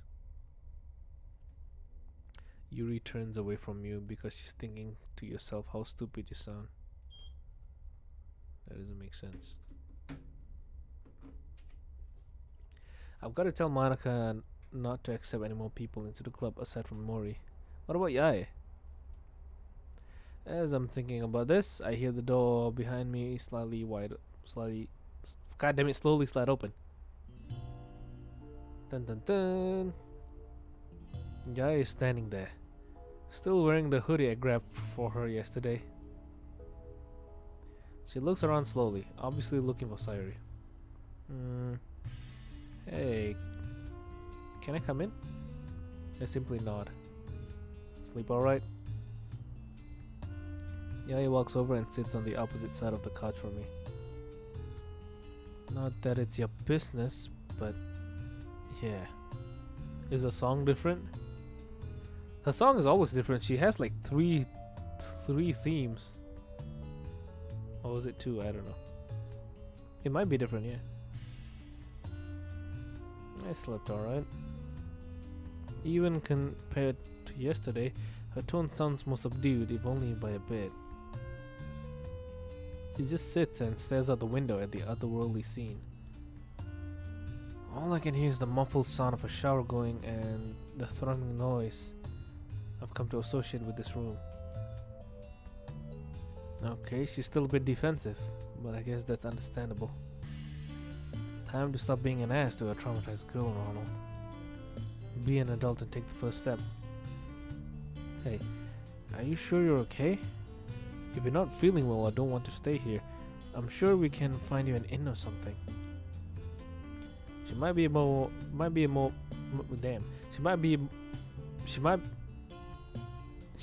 reasonable now, but I still don't trust her to be alone with Sayuri. Look, Mac One Punch, I'm not a weak, helpless girl, and I'm not stupid. After that bombshell you dropped yesterday, even someone like me knows there are bigger fish to fry. I know you don't like me, and I really am not a big fan of you either. Not that I can blame you. Hey, can you blame me for that? I glare at her briefly, then look back at the window. You're still upset about me saving you from your uncle? No. What I'm angry about is... She trails off and looks away. What? About last Thursday? Exposing you to the principal? Okay, be the adult. Don't let this upset you. Kawahashi, despite what you've gone through your life, you couldn't just get away with that. Your goons tore up a book that was precious to Yuri, a keepsake of hers that you carelessly destroyed. Such an adult way to word that. I almost facepalm. Come on, me. Calm a tone. Look, please don't misunderstand. I can guess why you act like you do, and I can truly empathize. Truly. That doesn't mean what you did was right. Hell, I feel like a parent scolding a child again. Yair looks chagrined and looks away. Sairi really misses you, you know. Yair flinches when I mention Sairi, but she doesn't say anything. Hello, Goji. Yeah, you're kinda late.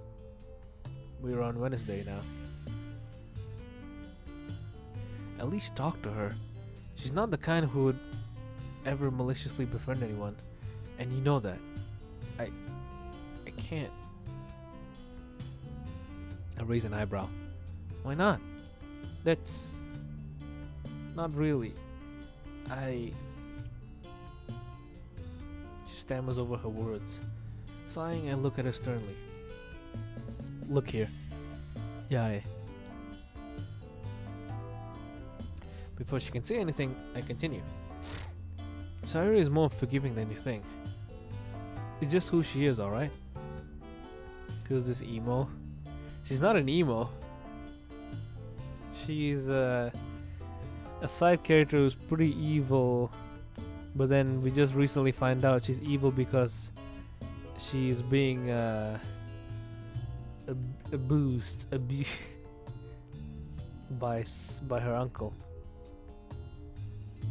Yeah, and yeah, she still has a bitchy attitude.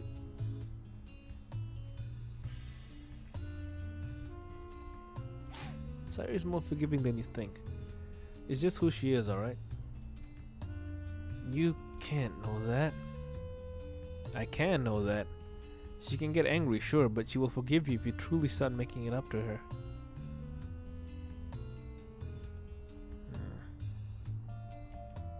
She really misses you. And trust me, when Sairi calls you a friend, there's no getting out of that. Yeah, she is at that. I'll think about what you've said. That's fine. In the meantime, I think it's about time you got dressed. Aren't you going to go to school? Yeah, I guess I am. Yae quickly gets up and rushes past me, heading back to a temporary room and shutting the door. I stretch and go back to looking out the window. A few minutes later, I hear the shower turn off. Then at nearly the same time, the doors to the bathroom and Sairi's room both open. Meiji still doesn't look too well, but thankfully not worse. Sairi rushes over to him. Meiji, are you feeling alright? Mostly just tired. I've taken some medicine and I'll need a coffee soon. But I feel a bit better already. Well, that's good. How's everyone doing today? Not really looking forward to today, but I'll manage. How about we all get some breakfast started? Meiji, your body feel up to... Leave breakfast to me, alright? I can manage it, I promise. Are you sure? I'm sure, I can handle it. You guys rest a bit more. Okay, Miss Toast and Eggs. Before anyone can object, Monica heads out down the hall towards the kitchen. The three of us exchange a look and smile ever so slightly. You heard the doctor? Orders are order. Whatever. Let's just relax for a while. Sure. Sounds good. Meiji and Sairi walk over to the couch and collapse onto it. I walk over to the desk and sit in the chair, leaning back into it. Sometime later, a freshly cleaned and dressed Yae shows up. Not saying anything, she reluctantly walks over and sits against the wall next to the computer. You can go sit on the couch, you know. I'm fine here. Not really in any mood to argue with her. I'll leave her be. Time passes. About 20 minutes later, I hear feminine footfalls coming down the hall. Opening one eye, I look over and see Monica carrying a tray of food. Standing quickly, I rush over and take it from her the moment she steps through the door. Thank you, Ronald. There's more coming. Let me go get it. Monica heads back out as I carry the tray towards the table. When she returns with drinks, she addresses the group. Okay, everyone. Breakfast is ready. We all get a plate and, after serving ourselves, eat around the table in silence. You can cut the tension with a butter knife. Yae remains silent, avoiding eye contact with everyone. Sayuri still glances over at her worriedly every so often, but doesn't say anything. Meiji and I exchange a few glances before he rubs Sayuri's back. Monica, who took a seat very close to me, enough so that our legs are touching, looks sternly at me. Subtly, I reach down and squeeze her hand before going back to eating. This calms her down enough to soften her demeanor a little. Eventually, we're all finished. As we're clearing up the dishes, Monica speaks up. Okay, everyone. I think we should plan for today. You really want to plan again? After what happened yesterday? Plan for what, though? How we want today to go? We already know we're gonna be talking to Kozue, but what else? Mori is hopefully going to join the literature club in order to try and keep an eye on the other two along with Monica. Is there anything we're missing, Monica? Is the club sharing poems this week like they did last week? Somehow, we still are. That's not a good sign. I'm guessing Mori's sudden presence triggered flags? That seems to be the case. I wasn't the one to mention poetry sharing though. It was Yuri's idea this time. No plan survives the first 5 minutes of enemy contact. Unless it's a really good plan. Silence falls among us. The mood is tense. Okay, how the hell did that happen when Ronald and I didn't even show up? Hey, you got an ad? Does that mean I'm still demonetized? Why? God damn it, YouTube. Yeah. Still demonetized, and YouTube decides to keep showing ads. That means they will be taking the chunk of the money. Classic YouTube.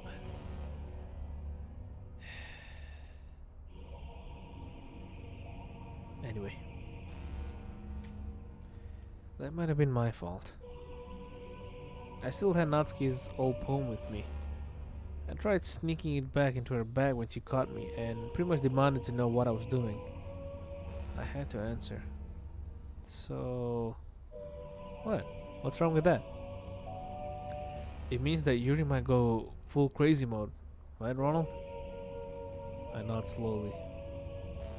Yuri becomes more unhinged during this part of the actual game. I was hoping to avoid following the events of the game this time around, so we could try and avoid what happens to Yuri and Natsuki. Once more, silence falls as the five of us look at each other. Yae looks more confused than the rest of us, but I'm not surprised. It looks like she's had the benefit of an epiphany like Monica, or time to process it like Meiji or Sayuri. You lost me. Yeah, I was afraid of that. Once more, I explain in more detail what happens during the events of the original game's Act 2. As I continue the explanation, I see her eyes widen in fear. What the hell? Yeah, I know. No, seriously, what in the actual hell? What kind of sick and twisted game is that? I mean, DDLC is a psychological horror. The kind that received tons of downloads and a fan base about 1 million strong. Wow. I'll be honest, I'm still skeptical. Meiji was too in the beginning. Yeah, well, he doesn't have two horrid sets of memories in his subconscious. For the record, I do now. I haven't forgotten what you've done in this timeline too, you know. Oh.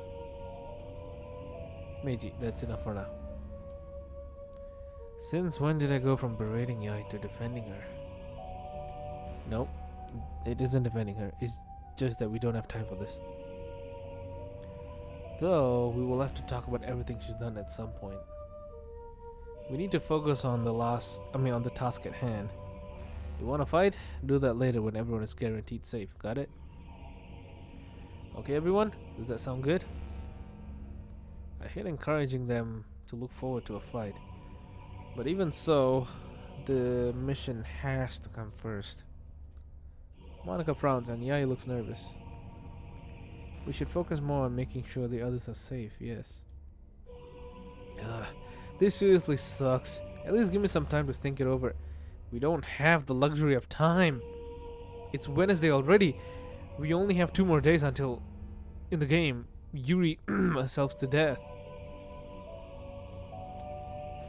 Her eyes go wide with horror, and she doesn't say anymore. I rub my eyes tiredly. We should approach Kozue today, if at all possible, and as soon as we see her. F schoolwork for now. This is much more important. Skip class if you have to. Feign illness. Pretty easy in my case. Right, that's true. Damn, I gotta be careful. Since I'll be in Meiji's body, I might not be able to run around and help, but I'll do my best. Ronald, please don't push yourself in Meiji. Yae-chan is great at finding people, I promise. Look, if you want, I can get my people to search for her. My instant glare is enough to make her go quiet. Never mind. Damn, cool down, be the adult one. It's gonna have to be you alone. If Kozue sees your goons looking, she may bolt. Right. Leave it to the 2 of us, okay? Are you sure? I can bear it, believe me. If you do go, I want you both to promise you won't strain yourselves. No running, okay, Ronald? I nod in agreement. Suddenly, an idea comes to my head. Hey, is the old school building used normally during the day? I mean, during the school day like it was last week for our art class? No, they usually use it after school for club activities. Perfect. Let's meet there when we find Kozue. Everyone nods in agreement. Perfect. Also, in regards to Yuri and Natsuki, I think now that Mori knows, we can ask for her help as well. Although, with the way she was acting yesterday, she might not want to. I can talk with her about that, and if she doesn't want to, I'll handle the 2 by myself. And with that, the mood shifts. Monica and Sari begin gathering the now empty dishes. After a while, Yae reluctantly begins to help. Meiji and I both stand and walk towards the door, stopping shy of the threshold. Monica insists we stay until she comes back. I hear the rustling of dishes, and soon Monica returns, followed by Yae. Okay, you ready to step through? No. Not really. At the same time, we both step through. As we do, we merge again. Monica reaches out and catches me. Out of the corner of my eye, I see Yae start to move forward to help, but stops and moves away. Ronald? Meiji? Feeling alright? I slowly stand up and take stock of how Meiji's body is currently feeling. It doesn't feel any better than yesterday, but on the plus side, it doesn't feel any worse. Meiji, does your family have any masks? We should probably wear one. I have one in my bedroom. Yeah, I'm okay. I just need to get Meiji's mask. I'll get it for you. Where is it? In my dresser, the bottom drawer on the far left. Monica quickly rushes off. Ronald, are you sure you're gonna be okay today? Meiji still looks terrible. It's not any worse than yesterday. I'll be careful today to the best of my ability. Alright. Well, I'll get back to watching the computer. Just be sure to take breaks if you need them. We don't want you having a burnout. I will, I promise. Sayuri leaves and takes a seat back at the computer. That leaves Yae and I alone in the hallway. I'll go wait in the living room. She slides past me quickly and heads down the hall. I walk behind her, but make my way towards the kitchen. I sit down at the table and lay my head down, closing my eyes a bit.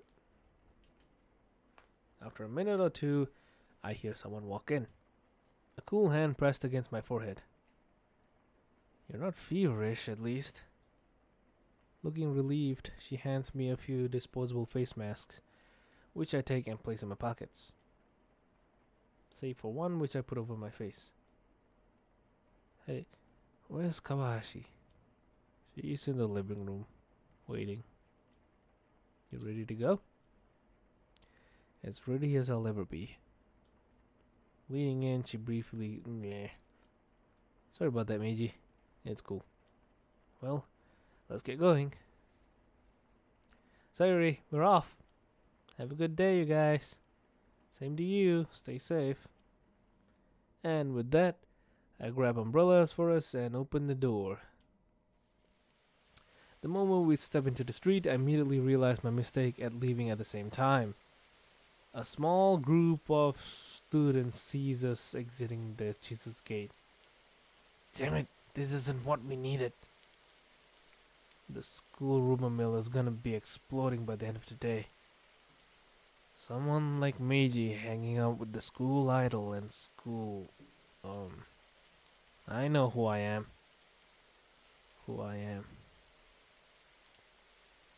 Yae trails off, glancing back at Meiji's house for a brief moment before looking off into the distance.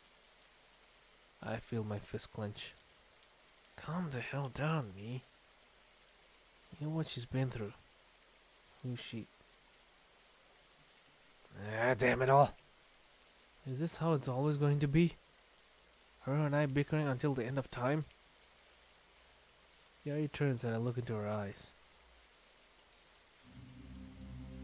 In that moment, I see the eyes of a girl.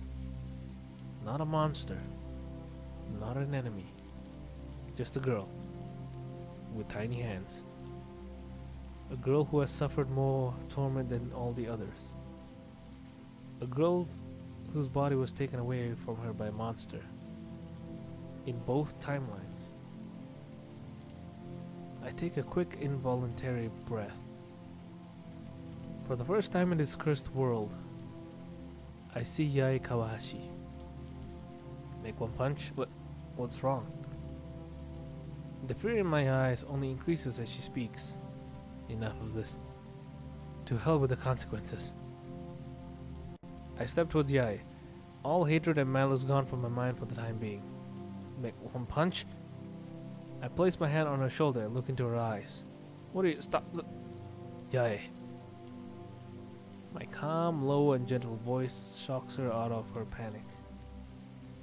I don't think she has ever heard my voice like this. Please listen to me. You can ignore me, yell at me, and never listen to another word I have to say again. But please just remember this. I take a deep breath in, my mind clear. No matter what happens, no matter what we face in this hell we live in, you will always be safe with me. I stare into her eyes, the world fading away around me as I look at the girl in front of me. There's no way I can't.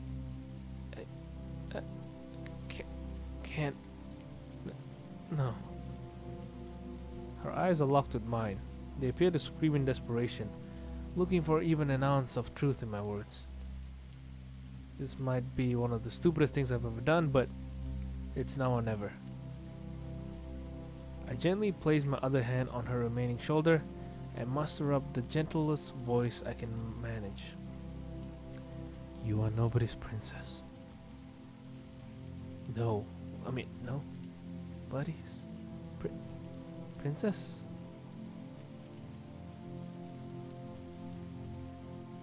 Uh-oh.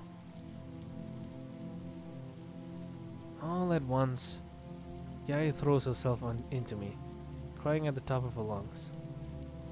She wails and wails, clutching me tightly like I'm the last person on earth. It just came in. Why the heavy bullying her? We're not bullying her. We're like calming her down. I wrap my arms around her and let her cry. The full weight of the previous day finally shattering her hardened exterior. I just stand there holding the girl in front of me for as long as she needs. After a while, her cries begin to slow and shortly after she looks up at me. Her eyes are red and puffy, but they have a warmth to them that I've never seen before. Ronald. Her breathing steadies and her arms relax. She looks down and seems to notice the situation she's in now. She quickly shoves me away and wipes her tears away. Her hard shell clamping back down around her. Hugs are nice, yeah. But it looks different now. Like one punch. Yes? You know, you shouldn't let her call you that. Because right now you're in Meiji's body. You know? I barely know you, but if what you said is true, then I guess we'll be getting to know each other more. A small smile reaches my lips.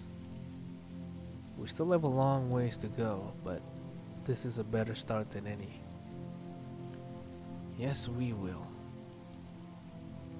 I look around, the world coming back into focus, and notice Monica staring at us. She looks incredibly worried, but conflicted. Damn it, you saw the whole thing! I mean, to be fair, you made Yae scream at the top of her lungs. Not scream, but cry at the top of her lungs. I hope she doesn't get the wrong idea about this. Ronald, that was... Before she can continue, I notice a blonde girl with makeup on looking at us from across the street.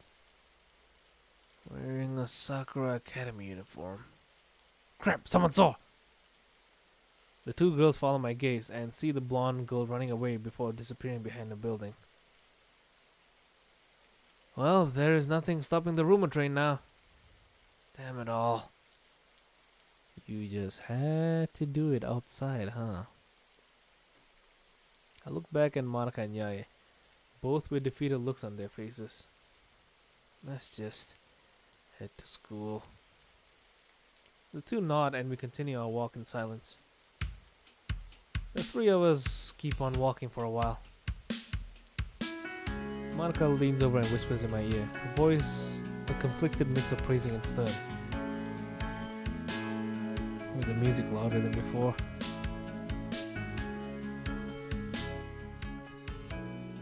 I'm proud of you, Ronald, for what you did back there, no matter who saw.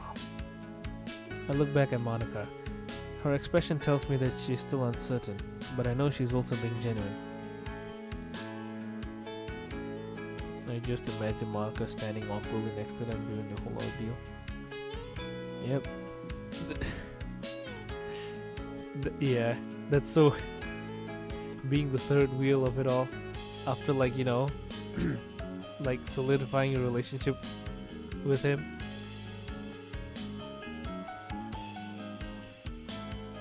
I reach down and touch a pinky finger with mine, briefly intermingling the two. Thank you. Before either of us can say anything, we hear the sound of someone running up to us. A panting and breathless Mori suddenly slides in beside us. I'm so sorry. I just couldn't get out of bed today. Monica looks concerned. You sure you're okay? I'll be fine. But shouldn't we get to school? Yeah, we should. But let's make it look like we're heading there on our own. Still apart. Split apart a bit. We all go silent as the four of us make our way down the hill to school. None of us say a thing as we make our way to school. As we each make our way into the schoolyard, we all exchange brief looks before heading our separate ways. This feels like a scene out of some sort of a spy movie. I make my way inside. Oh boy, I wonder how long the school day is gonna be. After getting into Meiji's classroom, I look around for Kozue. Nothing. She's not here again. Damn it. He was hoping she comes in later today. And if she doesn't, I don't know. We may have some new problems now. I look around the room, wondering how far any rumor about Meiji and the two girls have spread. Fortunately, it looks like no one else has any clue yet. Heads up, you will need another stream for this day.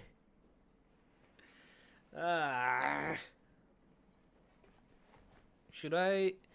Does that mean like should I just like split every stream into like one stream for morning until school, and the other stream like from club time until the night? Should I just do it like that? Will I even have enough time?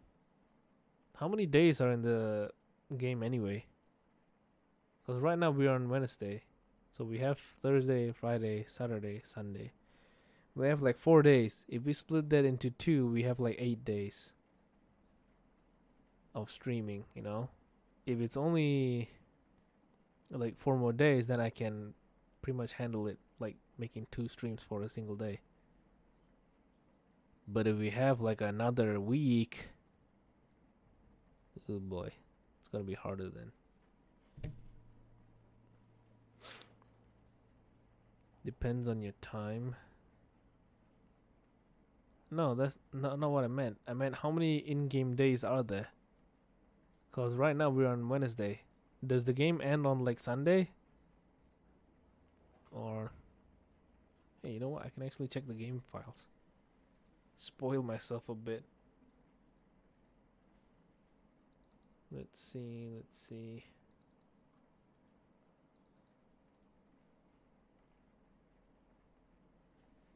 Oh, you're only 3 hours of gameplay ahead.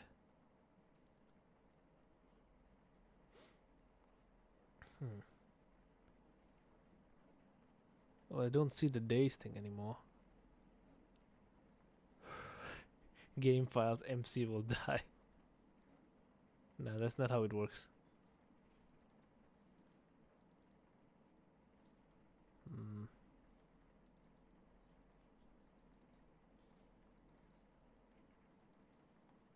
Damn, am I hungry? I probably need to ask Eric about this. He knows. But for now, we shall go through the day. Fortunately, it looks like no one else has any clue yet. Mori walks over to me. I can call him Meiji here, right? Please. If only to keep my cover from being blown right now. Right. You look worried. Yeah, I can't afford not to be. Kozue isn't here yet, and I really wanted to talk to her. I haven't heard anything, and if I do, I'll let you know. Thanks. Well, I got some time before class starts. I'm gonna try and grab some orange juice from the vending machines. Be safe, okay? I will. When I get to the vending machines, I'm surprised by how crowded they are this morning. Looking at Meiji's phone, I see I don't have time to wait around for anyone to open up. For one to open up. There are other vending machines available, you know. Really? Where? I'll show you. Meiji tells me where to go. Oh, this one. This one is taken from DDLC Plus. We arrive quickly. I'm not even remotely surprised to see a short blonde-haired tsundere bent over the machine, trying to retrieve coins again. Fancy meeting you here. Ah! Once more, I startle her and she quickly stands up, brushing her skirt down. Who said? Oh, it's you. We must stop meeting like this. Psh, yeah, right. Okay, she's not in the mood for any jokes. Yeah, those are probably in bad taste. I randomly remember my Christmas dream, and all the fun little insults her dream self and I threw at each other. Hello, Alex. Yeah, you're kinda late. Yeah, I should probably lay off on those for now. Need help with something? I don't mind. I'm serious, did you drop something again? Before she can answer, I bend over and look beneath the machine. I see a few dust-covered coins, which I quickly retrieve. Counting them, this time I only find about 50 yen. Not even enough for half of these drinks. I hand them to Natsuki, who snatches them away quickly. Thanks. No worries. What were you hoping to get? None of your business, okay? Whoa, she's extra pissed today. I just hope nothing major happened between her and her dad. Slowly turning back to the machine, I look through and find that this machine has a few energy drinks, 2 being energy aid. Remembering what she said last time, I quickly purchase one of each flavor the machine has for her. Here you are. With a hesitant look around her, she reaches over and grabs the bottles, stuffing them in her bag. Don't think this means I'm gonna be part of that harm you're forming, okay? My what? Before I have a chance to ask what she means, uh-oh. She rushes off into the classroom. Oh no, the rumor reached Natsuki. That was fast.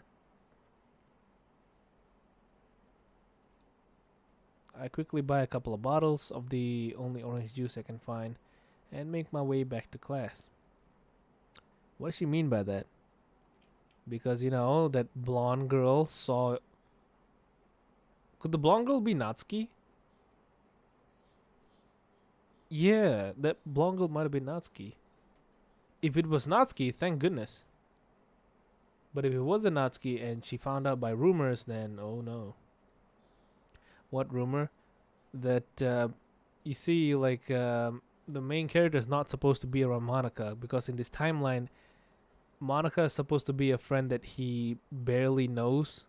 So, like, seeing her come out from his house, along with Yae, a popular girl who's a hoe, seeing the both of them come out of his house would start rumors, you know?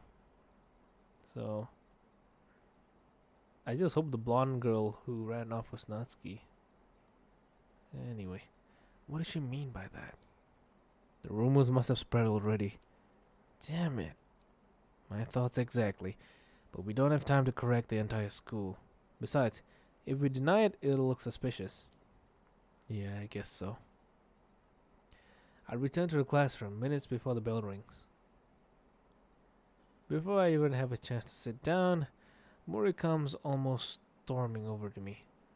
You didn't tell me you left the house at the same time. You didn't think to wait until the coast was clear? Or left one at a time? She keeps her voice to a whisper, but it's clear by her tone that she's pissed. Rightfully so. And what's this about? Mori cuts herself off and hesitates for a moment, then continues in a slightly softer voice. What happened with Kawahashi? I sigh, thinking back to the event that only happened a short while ago. I realize how much of a cowardly a-hole I was being. What do you mean? I quickly relayed the details of what happened with Yae. When I finish, Mori looks to the floor with a forlorn look on her face. I guess she didn't know about Yae's situation like that either. I'm not sorry for what I did. She needed to hear it from a place of honesty, not... I agree, but you could have brought her back into the house at the very least. Now things are even more complicated for you. And me too. I stare at Mori, who is glaring angrily at me. That's so simple. How did I not think of that? I didn't think about that. Exactly! You didn't think! Think, Mark! I looked down sadly. She's right. I didn't think. I just acted on impulse. Mori immediately looks away, a guilty expression on her face. I shouldn't have snapped at you like that. You did the right thing. I'm still a little bit on edge after yesterday's little epiphany. I hardly slept last night. I can't really blame you. Anyone wouldn't be able to sleep with that kind of realization. Oh. No. You're right. I wasn't thinking at all. I'll try and come up with a better explanation. In the meantime, I've got to spend time during the day and hope that Kozue shows up. She sometimes comes to school but doesn't show up to class. She's got a few hangouts where she spends her time. Like where? The old schoolhouse, behind the new buildings, maybe even near the gym. That's where I've seen her anyway. Right. Well, it looks like Kawashi and Monica will be looking around those places during the day. Mori looks a bit uncomfortable when I mention Yae's name again. I made a promise to her. I can't abandon her like everyone else in this world has. Not after. I trail off images of the alley and Yae's crying eyes searing themselves into my mind. She might have heard us in the past, but I was a fool for thinking that someone in this game was so one-dimensional. If I had just talked to her, if I hadn't written her off as a then worrying about the past won't change anything. Wait, did she know what I was thinking? I blink and reach up to touch my eyes, realizing they are slightly damp. Oh. But we can't forget what she did in the past. To everyone. We just have a better understanding now. Yeah. We'll keep an eye on her. We may not trust her yet, but... we may not trust her yet. And she still has to answer for her actions. But I will keep her away from that monster. Yeah. Understood. Just then the bell chimes and the students start heading to their desks. And let me know when you're leaving, okay? Will do. Mori heads back to her desk and sits down. We both receive a few glances, but I ignore them. Meiji speaks up just then. Hey Ronald, what's up? I didn't know what to say about Kawashi this morning, but you did good, man. Thanks, Meiji. No problem. But my priority is keeping Sari safe, though. I understand. But I have a feeling Yae will be more amenable from now on. I can't trust her yet, but I do trust you. So I'll take your word for it. At this, the teacher walks in and the day begins.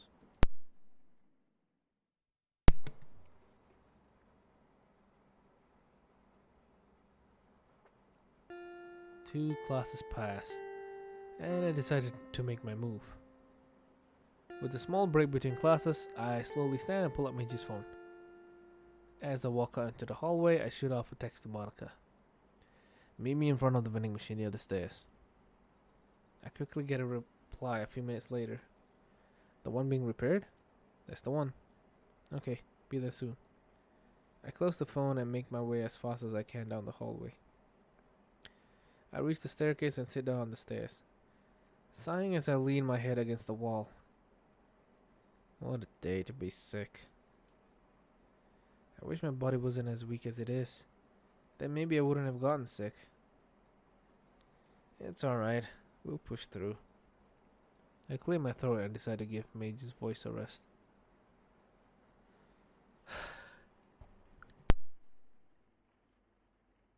I'm just glad it looks like the vending machine is working. I mean, the medicine is working.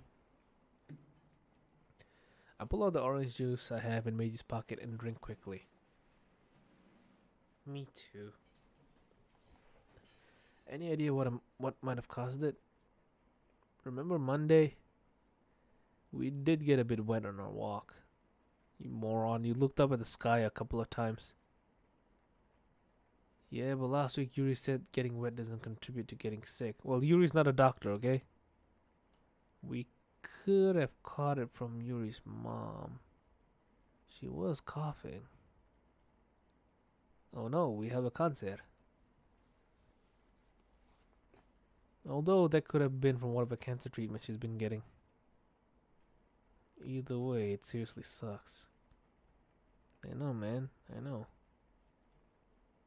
Just then, I hear two pairs of footsteps approaching. Monica and Yae both walk up quickly. Monica approaches me and feels my forehead briefly. No fever yet, but you still look miserable. I feel it. I clear my throat again. Kozue didn't show up today again. Or at least she hasn't shown up yet. But judging from the looks on your faces, that's not the only worry. Not really. Let me guess. Rumors going wild? Pretty much. Good job there, One Punch. But should I don't apologize for that. I say that forcefully, but without any anger behind it. Things really are different now, aren't they? But now isn't the time. Right. We can deal with the rumors later, but for now we have to find Kozue. Mori gave me some useful information earlier about some of Kozue's known hiding spots. I know those spots and a few more. And those were... Here was actually a recent one. There was also a spot under the bleachers outside. The theater room was another spot, same with the pool. Okay, so old schoolhouse, theater room, pool, behind the newer buildings, the gym, this spot, and the outdoor bleachers. Anything else? Not that she told me. Alright, we're skipping class to look in those places and anywhere else we can think of. Kawahashi, take the northern side of the school. Monica, take the southern side. I'll look around outside. No, you won't. We promised Sari would take care of Meiji, and we're gonna do just that. I'll take the outside. Right. Sounds good. Meet back here when you're finished. Text if you find something. So saying we all head off to search. Progress for me is slow since I take a few brief breaks to catch my breath. I'm pushing Meiji's body more than is probably good for him, but he doesn't complain. In fact, he's encouraging me to work harder since this is more important than a cold. Despite the search, which I thought I did rather well with, I don't find any sign of Kozue. I trudge back to the meeting place, sapped of any kind of motivation to continue as I collapse against the wall, sliding down and wrapping my arms around my knees. Ronald? That was counterproductive. It's alright. Maybe someone else found her. Maybe. I pull up Meiji's phone but see no notifications on the front screen. I put it away. Utter exhaustion comes over me. The constant hum of the vending machine and the nearby sound of the AC is soothing to me. A constant background noise. I start to feel myself nodding off. Just then, I hear footsteps approaching. I gently open my eyes. Damn it, it's Yae. I thought it would be Kozue. Yae is standing over me, looking down curiously. Hey, find anything? I slowly shake my head. Frowning, she leans against the wall opposite me. She could be home, you know. Maybe. Why are you so eager to see her anyway? She's acting pretty suspicious. In this timeline, did she have the blonde hair and contacts last week? She did, yeah. Not surprised. I remember Mori saying something about it too on Monday. But I just wanted to be sure. Okay, so there's either something going on or I'm jumping into conclusions. Just then, Monica walks up. She sits next to me and leans against the wall, sighing heavily. Let me guess. No luck either? She shakes her head. I looked in any place I could think of, but no luck. We all go silent at that. So, what? Are we giving up now? No. I think we should try it again later. Maybe after... What the hell? From up the stairs, I see a very irate looking Kozwick storming down and barging in between Yae and Monica. Her gaze directed at me. So this is where you've been hiding, you bastard. You look pretty cozy with these two. I quickly stand, as does Monica. Damn, where'd this hostility come from?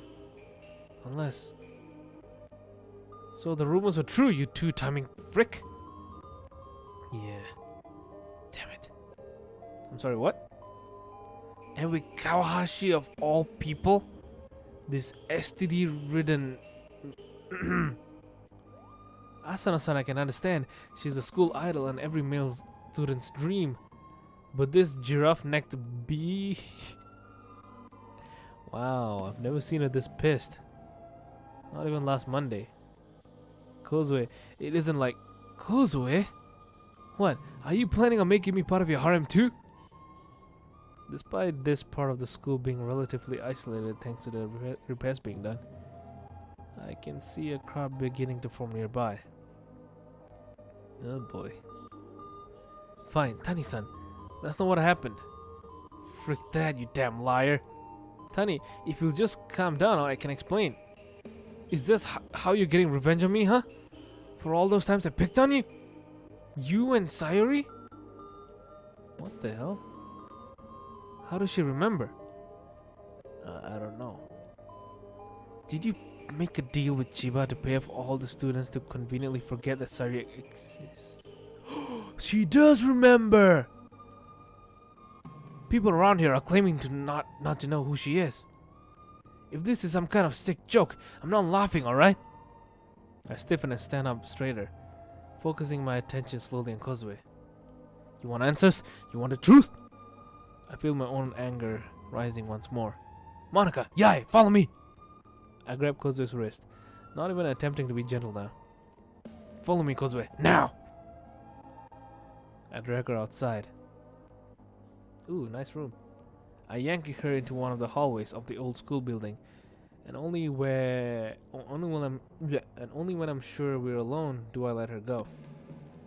Monica and Yae stand beside me, somber expressions on both their faces. Kozue is looking at me with an enraged look as she rubs her wrist. Damn, I must have been too rough with her. I take a few deep breaths to calm myself down. You want to know the truth? It's pretty damn obvious here. You're sleeping with these two. No, I'm not. Then explain why you left someone's house with these two. Wait for me. From the entrance, a breathless Mori rushes in, panting heavily and slightly wet from running in the rain.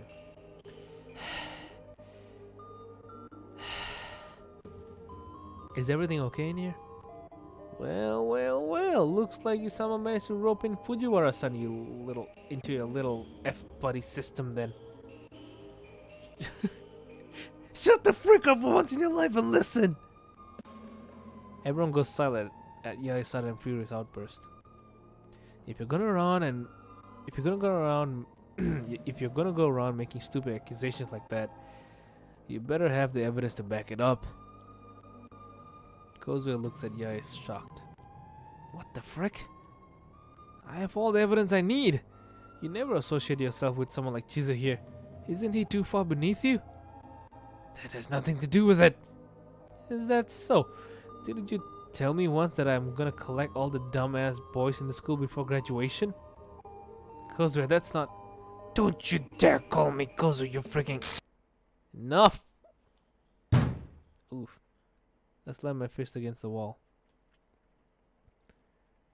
It's kind of sad that I don't live alone. Cause if I lived alone, I could probably voice act a lot better and scream and shout and let it all out. They're making Meiji out to be a pimp in those rumors. I mean, that would probably increase his social status, but yeah. I thankfully managed to get everyone's attention with that. Kozue looks around, now in fear. What? What was that? I quickly retrieved Meiji's cell phone. You want the truth? Here, let me call someone who can explain it to you. I quickly dialed and thrust the phone into Kozue's hand. Here, they'll answer fast. While Kozue holds the receiver into her ear, trembling, I feel my strength waning and I collapse against the nearby wall. Ronald! Monica rushes over and sits next to me, arms immediately around me and her hand on my forehead. You should be resting, not dealing with this. It's fine. No one has the luxury to rest yet. I look up at her. Do you have your key? Eh? Yeah, I do. Open the door. Kozue needs to see this for herself. Monica instead stands and motions Mori over. Mori, could you open the doors to the space classroom? She quickly explains what to do. Mori looks a bit hesitant, but takes the pen and walks over to a closed door. Monica returns to my side, looking me over worriedly. Yae walks up. You feeling okay there? I'll be fine. If you say so. I hear the telltale static of a door dissolving into a space classroom entrance. Kozue, who's already looking astonished at the phone, looks terrified at what she's seeing. She gingerly approaches the door. Kozue slowly approaches, but I call out, "Don't cross the threshold. It's dangerous." Kozue stops and steps back. Sayuri finally steps into view. Sayuri? Hello, Kozi-chan. I don't understand. What's going on? Why is everyone at school acting like you don't... Her gaze falls on Sayuri's neck wound. Oh, frick, Sayuri, what happened to you? It's a long story, Kozi-chan. Since we're skipping class already, we might as well explain. You shouldn't be saying anything, Ronald, alright? You should be giving Meiji's voice a rest. Sorry, what the hell is going on? I try and stand, intent on showing her what happens when I go through the door, but I feel Monica's strong grip stop me. No, stay here.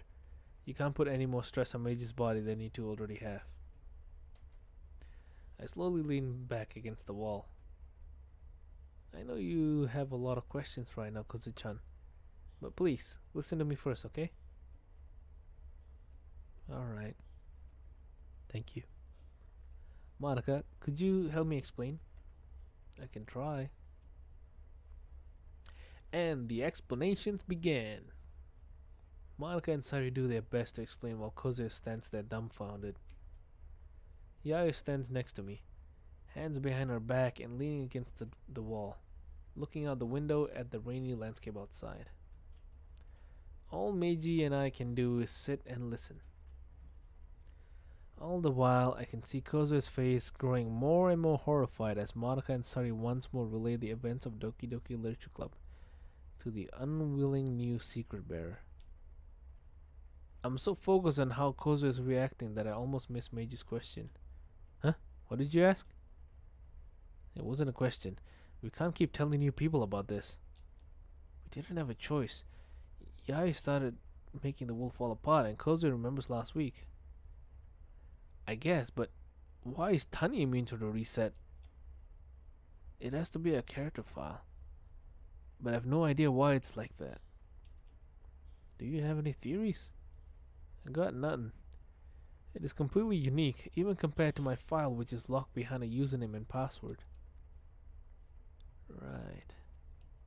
He retreats into a thoughtful silence as Sari and Monica reach the conclusion of the by now practiced speech. World of Dreams? Nah, this is a mage's harem.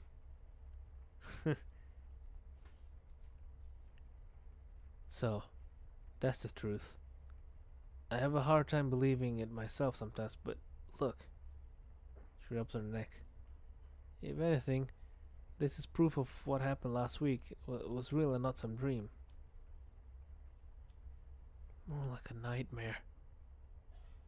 See ya, Sonic. Give me a minute. She leans against the wall next to the open door and takes a few deep breaths. Surprisingly, Yae moves forward. Silently, she hands Kozue a small plastic bottle of water, which Kozue grabs and gulps down greedily. Finally, she takes a deep breath. She faces us with a serious look. You might not believe me when I say this, but I believe you. Wait, you do? Yes. I mean, if the view Sari has wasn't enough, what happened on the day of the festival convinces me. We all have our focus on Kozue now, eyes wide with a worry mixed with morbid curiosity. Kozue-chan, what happened? Well, it's pretty freaky. She begins her story. I couldn't sleep Sunday night, like, at all. I couldn't stop thinking about trying to find a proper way to make things up to Sari, Chizu-san, and everyone else. I know I haven't been exactly a role model student, but everyone I heard, I couldn't forgive myself. It was too much. I needed to be better. I couldn't be like her anymore. Yae looks at Kozue with disdain, about to say something back, but she falters. I see a flash of that same dread in her eyes from the morning, but then it vanishes, a defeated look replacing her ire. Well, she is the person who made Kozue into a Gyaru bully. Kozue continues. My alarm shook me out of my thoughts. I had stayed up all night. I made up my mind. I was going to go to Sari's house and walked her to school and Sari smiles brightly at Kozue, which doesn't make her nervousness any better. But on my way there, something started happening to everything around me. Kozue begins to shudder, fear gripping her eyes.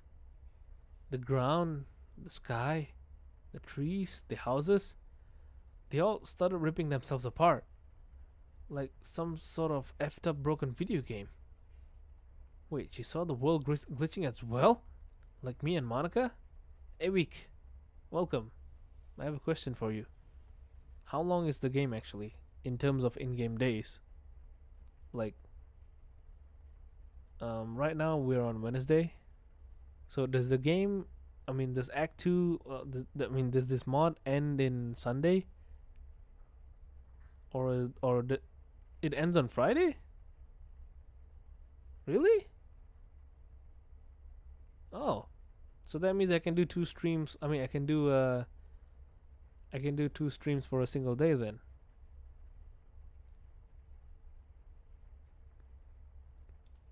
Nice. So right now we're on Wednesday. So Wednesday is like, okay, Wednesday, Thursday, Friday. We have 3 days. Each day is agonizingly long. I can handle that. Good. I thought it was gonna take me like an entire week or more. So it's 3 days, and if I take like 3 hours for half a day, we can have 6 hours for a single day. We can end the stream in like 6 streams. Not bad. That means I can actually continue Sari Souls and also Cyberpunk Phantom Liberty. That's nice. Alright. Let's continue.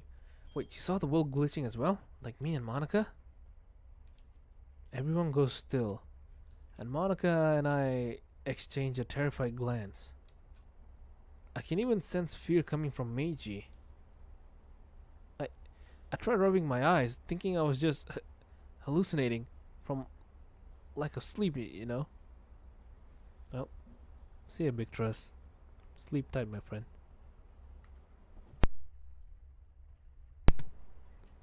She starts breathing faster, her eyes betraying the strong face she is putting on. After a moment, she regains her composure and continues. I ran as fast as I could towards your house, but then you two were there and running like hell into her house.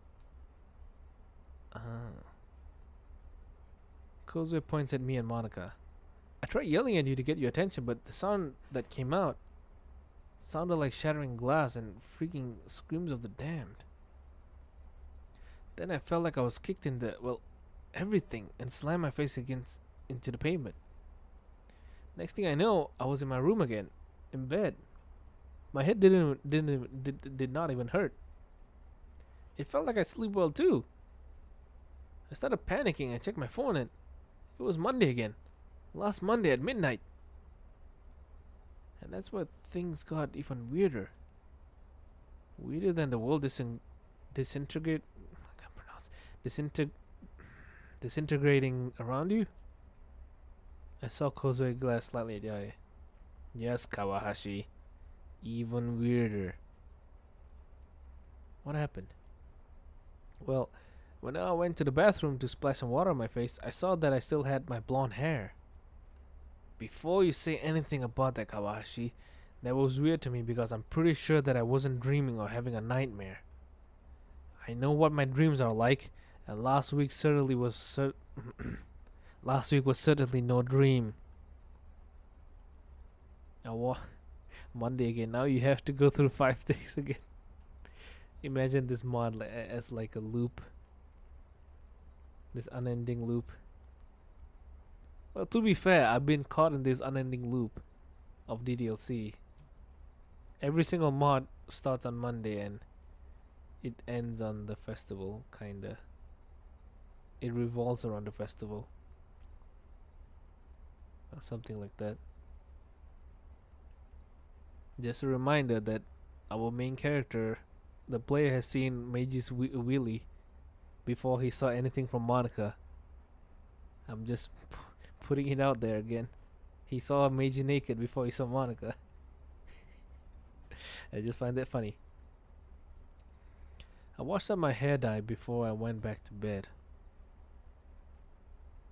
And when I got to school, well, everyone was acting more or less the same, but somewhat different. And no one knew Sayori. The rest of us take a few minutes to process all that Kozue has told us. Kozue-chan, I'm so sorry. Sorry, you don't have to apologize. In fact, I should be apologizing to you for my behavior over the past couple of years. I turned my back on a good friend to try and fit in, and that wasn't cool of me. I see a brief look of guilt pass over Yae's face as well. She opens her mouth briefly, but then closes it. I'm glad you told us all of this. It could very well help us. How? How the hell can what I've just told you help us escape this nightmare? Oh, come on, Kozue. You're pretty good with computers. I've seen it set up at home. I suck when it comes to computers, so I'm pretty useless here. BS. You and I both know what I use my computer for, so don't try and buddy up to me now, Kawahashi. Kozue spits out Yae's last name like an arrow, venomous in tone. It's Mori who speaks up suddenly. Okay, Tani-san, that's enough. Fujiwara-san, don't you think there's more important things to worry about than some petty argument? It's not petty, in the grand scheme of things, this is pretty petty. Either make up now, or save it for when you're out of this nightmare, okay? Mori is panting angrily now. Monica walks over and places her hand on Mori's shoulder. I think that's enough. We can't be on each other's throats here. Right. Kozue and Yae look at each other. Kozue with a frown and Yae with a nervous glance. Is it okay if we talk? Fine. Let's talk. But in here. She walks over to another door and slides it open hard. The two girls walk in, leaving me, Monica, Mori, and Sari in the hallway. Do you think they'll be alright? Do you want me to go in there and referee? I wouldn't. Just let them be for now. They both need this. Despite being an old building, I can barely hear their fight. I pick up bits and pieces here and there, but that's about it. Kozue sounds rightfully pissed, and Yae is more on the defensive. At one point I hear Yae sound like she's on the verge of crying, but she doesn't break down. Nothing like this morning. We don't know what else to do, so we just sit there and wait, the building creaking and groaning slightly around us as it settles. 20 or so minutes later, Kozue and Yae return. Kozue looks a little less angry now, and Yae looks sad, but less so than I was expecting. Just then I hear the distant bell and remember something from the previous week. Shit! Art class! Huh? What about it?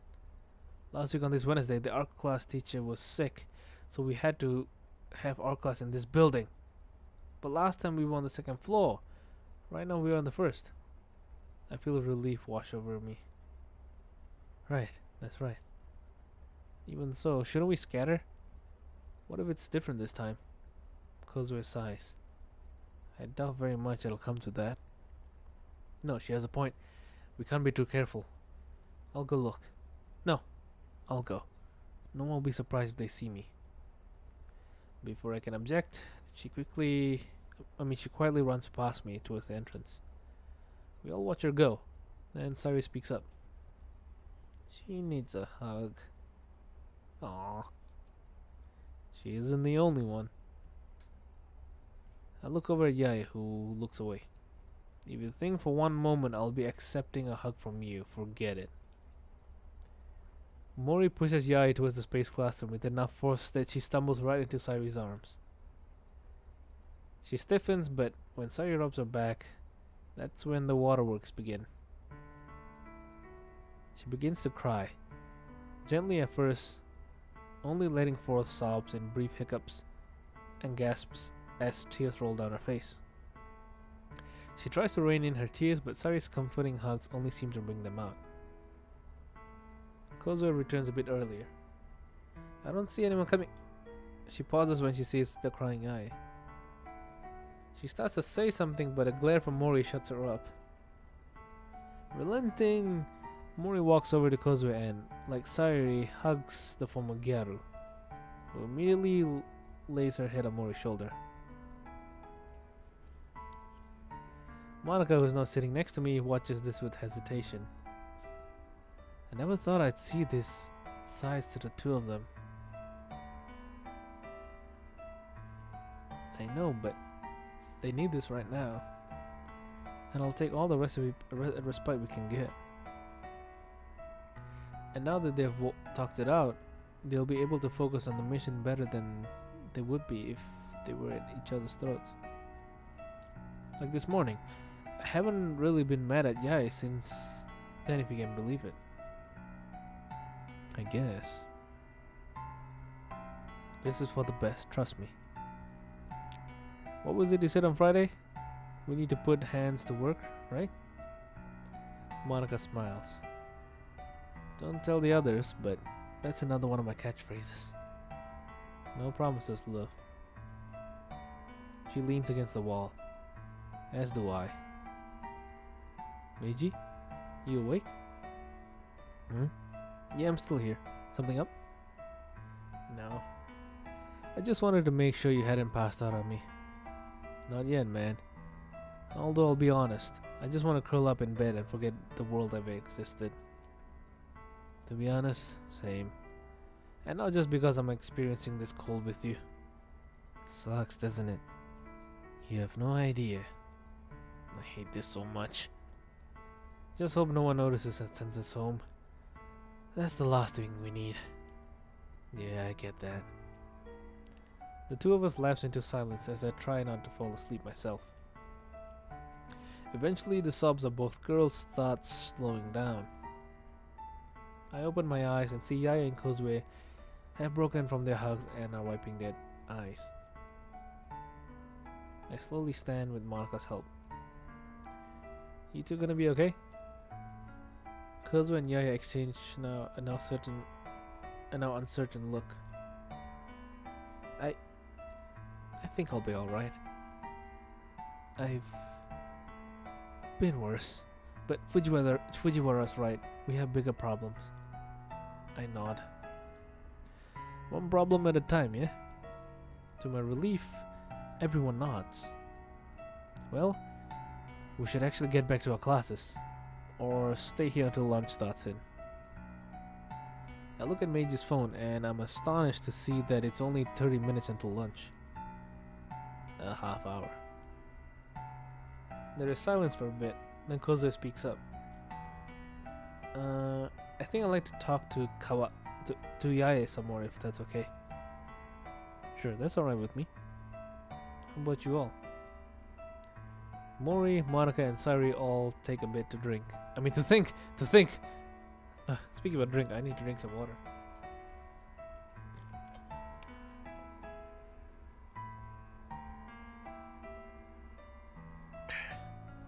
And this is your reminder to drink some water too. If it helps you reconcile, then I say go for it. What she said. We need to be as focused as we can. As we can be as the week goes on. So if you need to take the next half hour to talk, go ahead. Thank you. When we're both done, we'll see you all in the cafeteria. I quickly shake my head. No, I don't think that's a good idea. We shouldn't be seen in the school together by others.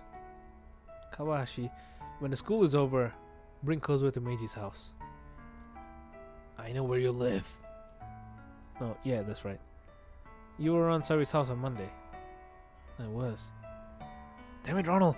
Can't you keep track of a girl? Of which girl just had their reality shattered or not? Maybe Meiji's right. We need to be careful and not bring any more people in than necessary. Anyway, Yae, come on. Kozue heads back into the next door classroom, Yae following slowly. The remaining four of us look at each other. The silence is broken by Sayuri's stomach growling suddenly. She looks away, embarrassed. Hungry, eh? Yeah, sorry. Sayuri, is the door to Meiji's house still open? Yeah. Mori looks back. Meiji, can I use your kitchen to make Sayuri something? Please do. The moment I repeat this, Mori rushes into the space classroom and towards the other open door. Monika, Sayuri and I look at each other and chuckle softly. Wonder what she's making. Want me to go ask? If you want. Monika heads in after Mori, leaving me and Meiji and Sayuri alone. The BGM really fits Sayuri.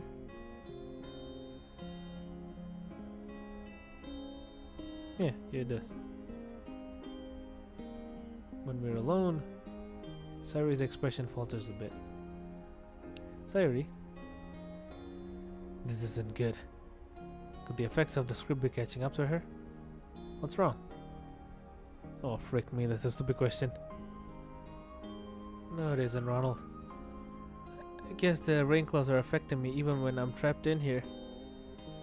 The more I stare at the screen watching code looking for anything that might be wrong, the harder it is to concentrate. I just want to curl up in bed, cover myself with a blanket and pretend it's all a bad dream. Damn it, I just want to play too! Damn. We've put a frick ton of pressure on the poor bun. And it's getting to her. You need some breaks to keep your mind fresh. Meiji, any ideas? My theory is that Kozue would take over her job. All I can think of is anime games and manga. That's what I use to decompress. I have no idea what she'd like. Some boyfriend you are. Maybe Sayuri? Yes? What would you like to do for fun when you're in here? Unfortunately, I can't bring the beach to you. She smiles a little, and I can feel Meiji smiling a bit. Well, there's one thing, I guess. Something I've wanted to try for a little while now, and I think it can be done in here. Lay it on me. I'd like to try and read manga, watch anime, or play some games that you and Meiji like. Well, color me shocked. Same. I never thought she'd ask that, considering how she's always on me becoming a NEET. Are you sure about that? Well, as Natsuki said, manga is literature. And I want to see why Meiji likes what he likes. Sari then becomes a massive weeaboo and gains 400 pounds. 200 pounds, 400 is too much. I didn't really watch much anime or play many games growing up. I was more into cooking shows or those silly game shows. Well, I doubt we can drag the TV in there, since it get pretty bad reception from a few hundred kilometers above the Earth's surface. Unless we do a little EVA to attach a satellite dish and pirate some TV. Knowing her metabolism, I don't think she can get fat. That is true, that is true. She giggles a bit, and so do the two of us. But I think we can help with other things. Meiji has tons of manga and anime. Manga is easy to get to you. As for anime, that depends on whether the PC in there can play the discs, or even my laptop. The computer should play the anime DVDs. Fair enough. If we can get some anime discs to you, we can play it on the PC. I don't want to tempt fate with different technology interacting. No. But I do have anime from my world that you can watch too. How does that sound? I like that a lot. Thanks, you two. You're welcome. Anything for you. I decided to try and lift both their spirits with a little teasing. Meiji says anything for my dearest lover. I can almost hear Meiji sputtering in embarrassment as Sari's face goes beet red. Relief washes over me as I see a genuine smile appear on Sari's face. He didn't really say that, did he? No, but the sentiment is definitely there. For all his faults, Meiji is incredibly sappy when it comes to loving you. I wouldn't have it any other way. Now it's Meiji's turn to inwardly blush. Thanks, Sayuri. When I repeat this to her, Sayuri giggles. Of course, Meiji, I love you. I love you too. Hey, what's going on in here? Monica walks over to us, a curious expression on her face. Not much. Just me teasing the living couple again. Right. Anyway, Sayuri, Mori found some macaroni and cheese for you. Is that okay? Yeah, that sounds good. Also, Monica? Yes? Could you do me another favor? Could you go up to Meiji's room and grab some anime discs and manga volumes? Sayuri needs some breaks between staring at the screen all day. I see. Monica turns to Sayuri and leans closer, peering into her eyes. Sayuri, why didn't you say that you needed a break? Well, because we need to be vigilant, right? Not at the expense of your mental health, though. I can't even begin to imagine how you're doing right now. I'll be right back, Meiji. I'll be right back. Meiji, where do you keep your manga and anime? I keep all my anime DVDs in one of those disc binders and my manga in my bookcase. Monica rushes up, and she says her empathy status low. She's too hard on herself. I have a feeling that that's a result of her childhood. Overachieving parents plus low self-esteem equals a freaking mess later in life. I guess so. Hey Ronald, do you have anything on your computer that I could watch? Almost immediately, an anime comes to mind. An anime that would very much fit Sairi's taste in stories. Have you heard of Cyberpunk Edge Runners? It's a very wholesome anime. Kimi ni Todoke. You'd absolutely love it. I like the sound of that. Just then, Monica comes back with a stack of manga. Sorry, I don't know how you'd like to read, so I just grabbed this random series. Or what you'd like to read. So I just grabbed this random series. Belonging to You Forever? Sounds like a rom-com. Damn it, I was hoping no one would find that one. I hit it so well. Why, Meiji, this is new for you. I thought you'd be into isekai in action. Don't start. Aika got this series for me for my birthday last year as a joke. Sairi doesn't want wholesome anime, she wants Berserk. She would actually get traumatized. That poor girl. She said, and I quote, "Maybe this will help you charm your way into some girl's heart." And she also teased me, telling me that I should look more like him. I can't help it. After I repeat his words, I burst out laughing. As do Sairi and Monica. Sometimes my sister is worse than you people. Meiji sounds like he's pouting, but I can feel his spirits lifting a bit with the breaking of a bit of tension. And yet, you still have them, you old softy. Question, Lobster. Did you watch Berserk or did you read Berserk? Because there's a massive difference. Well, duh. You read it? Alright. Because that's good, the animes are pretty bad. Well, duh. I even read them just to please my dumb sister. Ooh! I look at the cover again. This looks like a Kimi no Na wa ripoff. The male student on the cover is definitely handsome in a generic rom-com protagonist sort of way.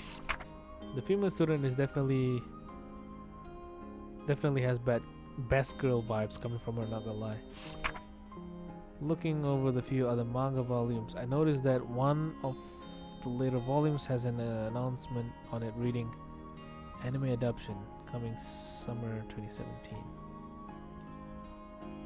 Ooh, they even made an adaptation of this?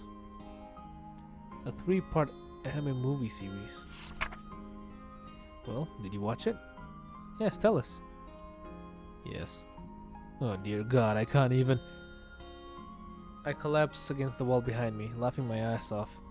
Sairi and Monica beside themselves, holding each other in tears. As tears stream down their faces in laughter. The mood becomes more serious when my laughter turns to coughs. Uh-oh.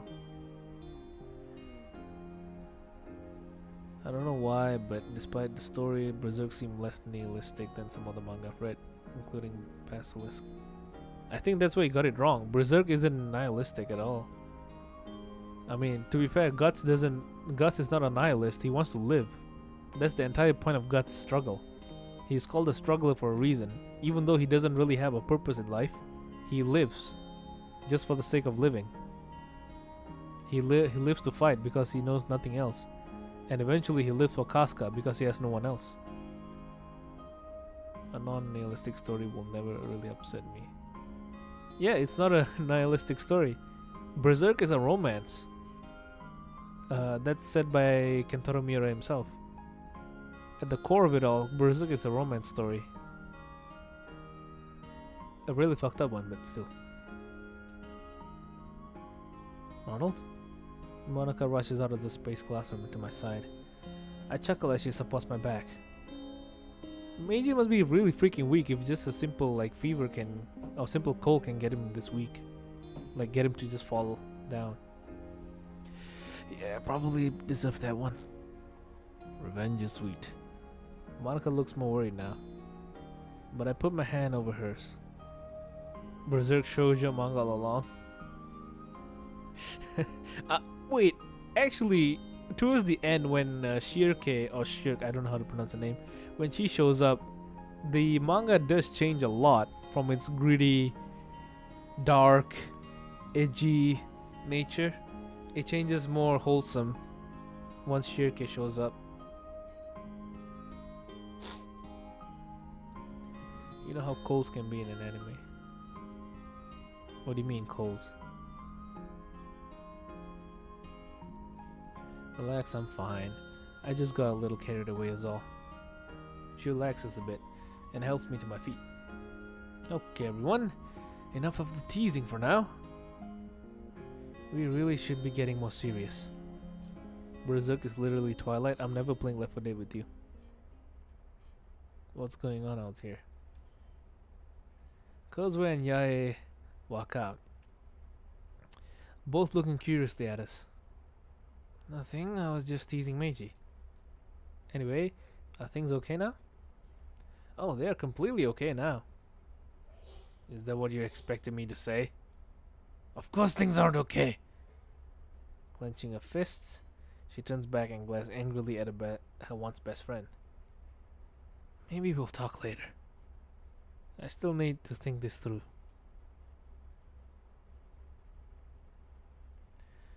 I'll meet up with you after school. Kozue gives Yae a death glare, as if saying we're not done yet. She leaves, storming off towards the entrance. Yae watches her go, a saddened look on her face. I tried talking to her to get her to focus on this first, and that she can kill me later. But she's still mad at me, and with some pretty solid reasons. That's understandable. I get why she'd feel that way. I don't mean to sound cruel, but you have a lot more to make you have a lot more to make up for than she did. What did I just say? But whoa, shit! My bad. You have a lot more to make up for than she did. I know, alright? I'm no fool. I'll see you both later. Yae begins storming off, looking pretty pissed. As she walks away, she briefly stops and turns. Honestly, this section was a... God damn, what's in my throat? There's nothing in my throat. Honestly, this section... There is something in my throat. What the fuck? I can't talk.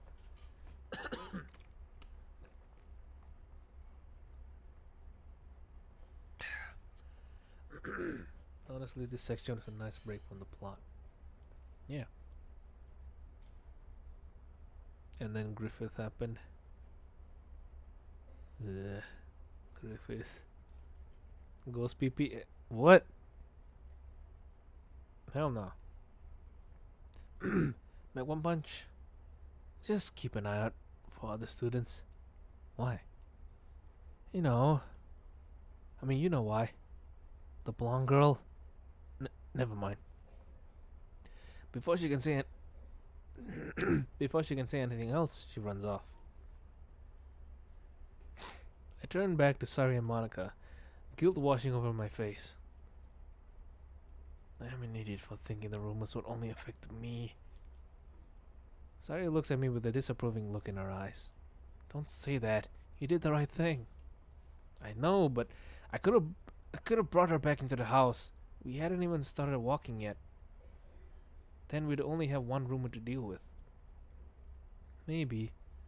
But even so, I sigh. What's done is done. Right now, we don't have much more time before lunch starts. When we meet next, it'll be at Meiji's place. Got it? Both girls look serious again and nod. Ah shit, I missed it. And nod. But at the very least, it looks like some tension has left their faces. Just then, I hear the door to the other end of the classroom open. Everyone okay in here? I just finished making Cyrus lunch. What the hell is my grandma cooking? I think it's the fumes coming in.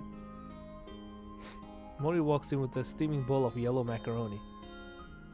Aw, thanks, Mori-chan. Sayuri grabs the bowl and begins eating. I brought you some soda to drink too. She holds out. What's up with this game and melon soda?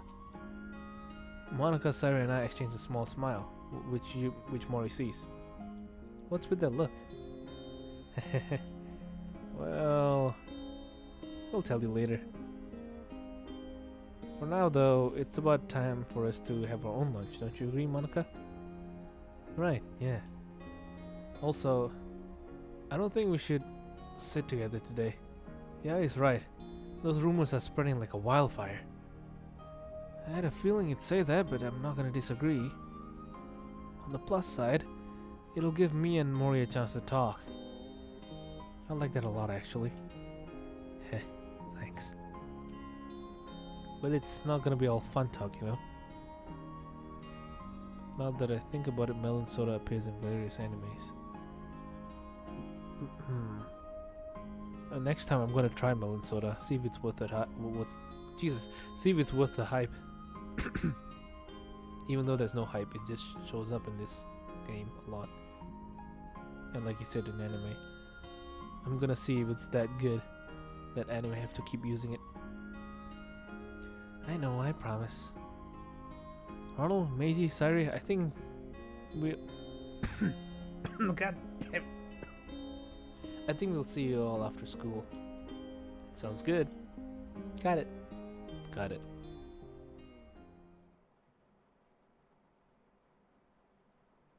Didn't you actually try to say the same thing during Christmas special? I bought melon soda? Did I? I don't remember.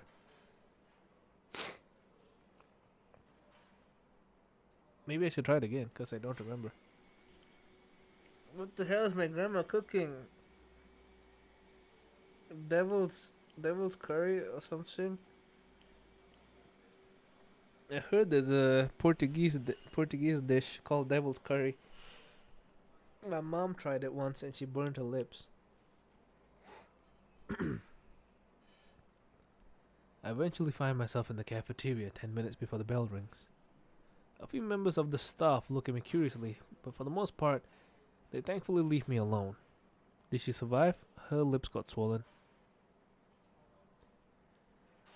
I grab a cup of hot tea and sit near the edge of the cafeteria, leaning against the wall and enjoying the brief peace before I got hounded like Yae said. A kind-hearted member of the staff does ask me if I want anything to eat, and I just tell him something to help a cold. To my slight amusement, he brings me some porridge and refills my tea. I gratefully eat the meal and sip my warm drink as the minutes pass. Soon the bell chimes. A minute or so later, I see students begin trickling in until the place is crowded. Thankfully, the only looks I get are from the initial students before the others come in. Soon, I'm nothing more than just another student in the sea of people walking through grabbing their food. As I'm taking one of my last bites of the porridge, a shadow looms over me. Uh-oh. Uh-oh. Uh-oh. Oh, shit. Oh, no.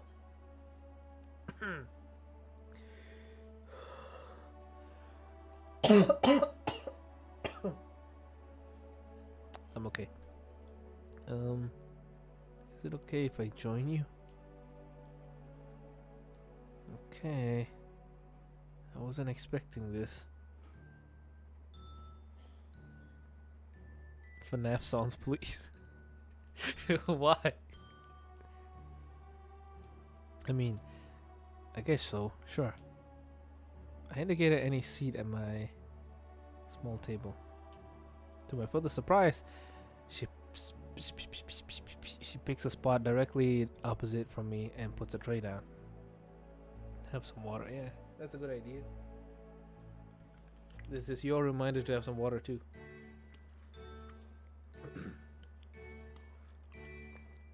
Maybe it's the air conditioner, maybe I have to turn it off again. Sometimes my room, the air in my room gets really dry and I get breathing problems.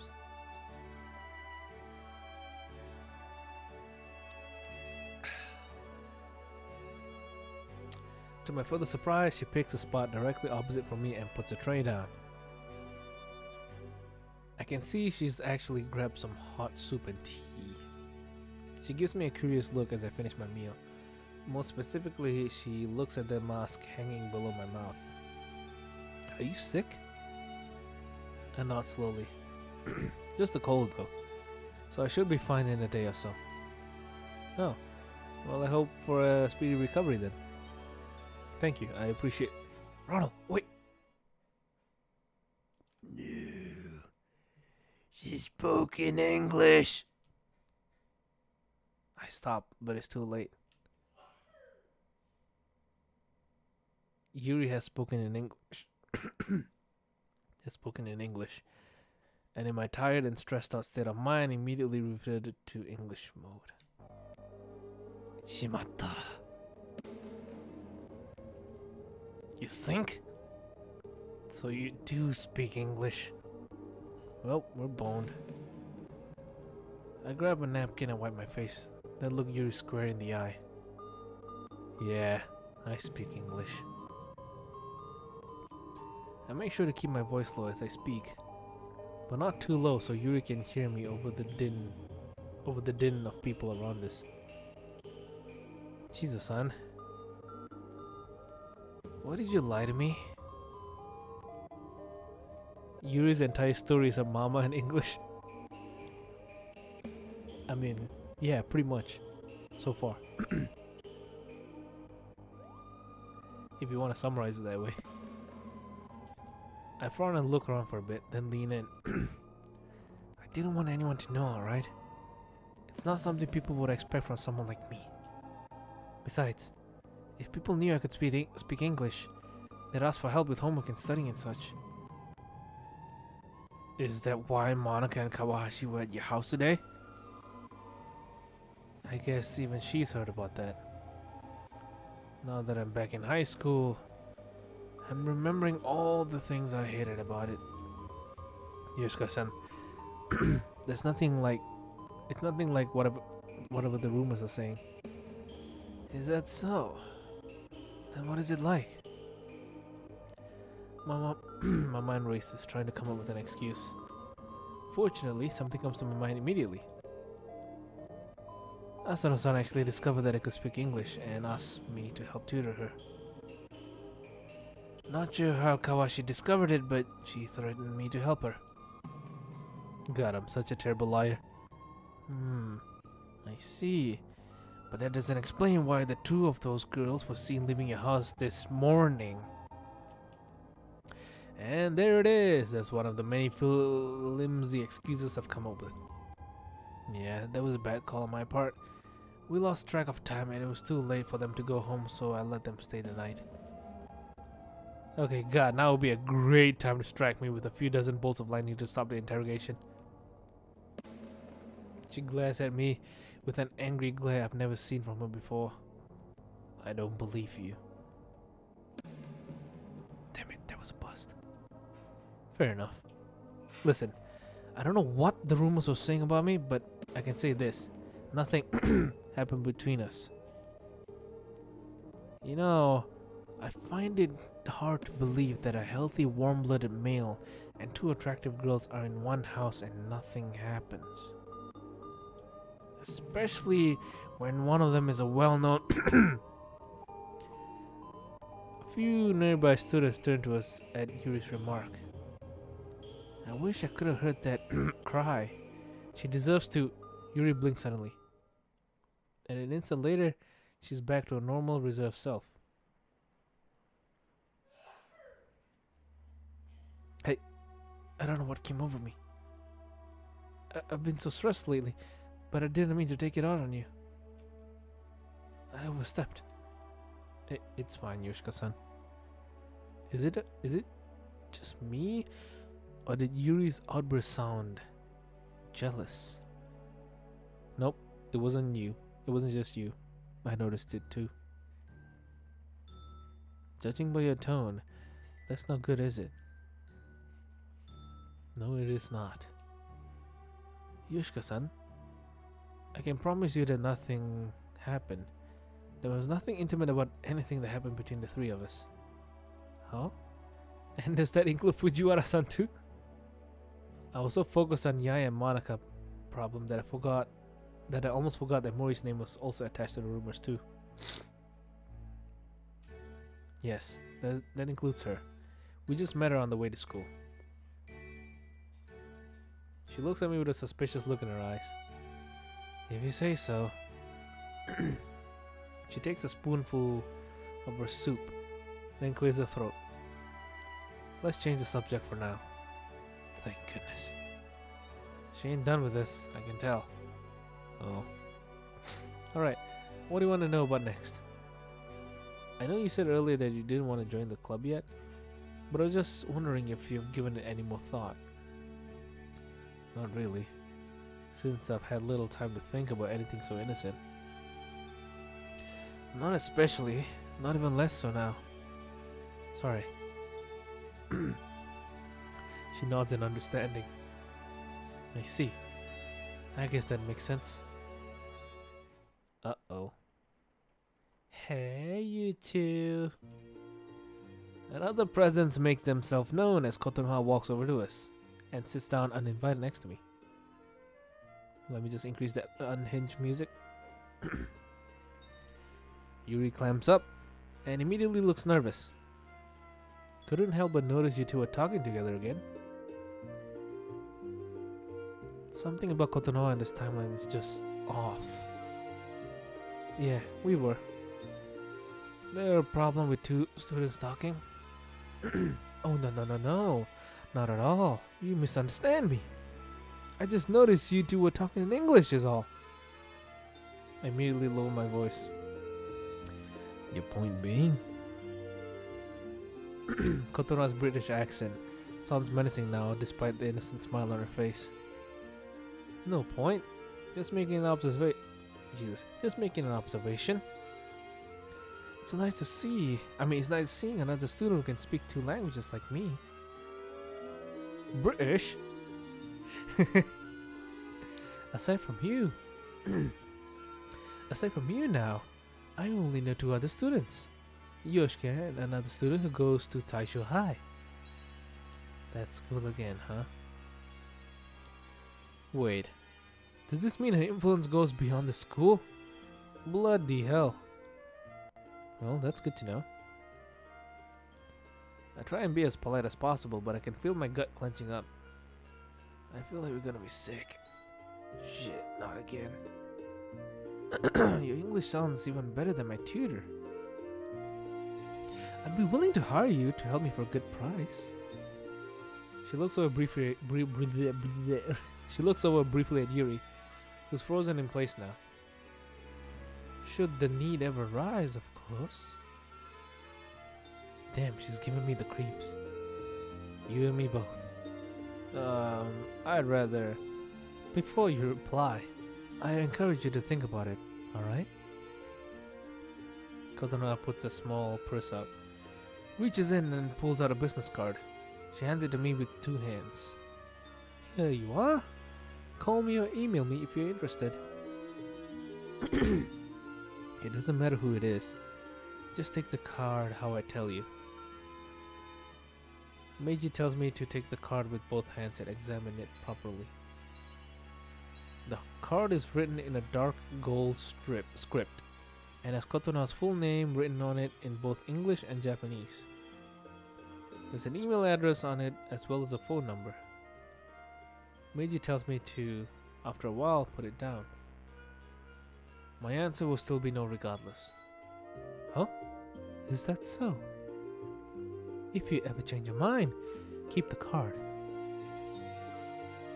Anyway, I'll leave you two for now. Oh, goddamn my throat. I'll leave you two alone for now. Do enjoy the rest of your day. Standing, she bows courteously enough and leaves. The moment she's gone, Yuri swallows hard. Why did I say it like that? Yuri swallows hard and looks away, fiddling with her hair nervously. Oh, my tummy's rumbling.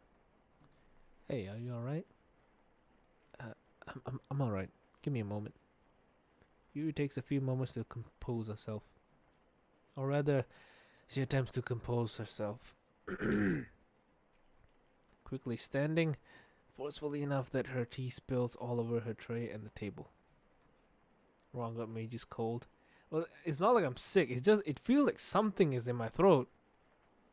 There's like a tiny piece of something that doesn't want to come out. Something's in my ass.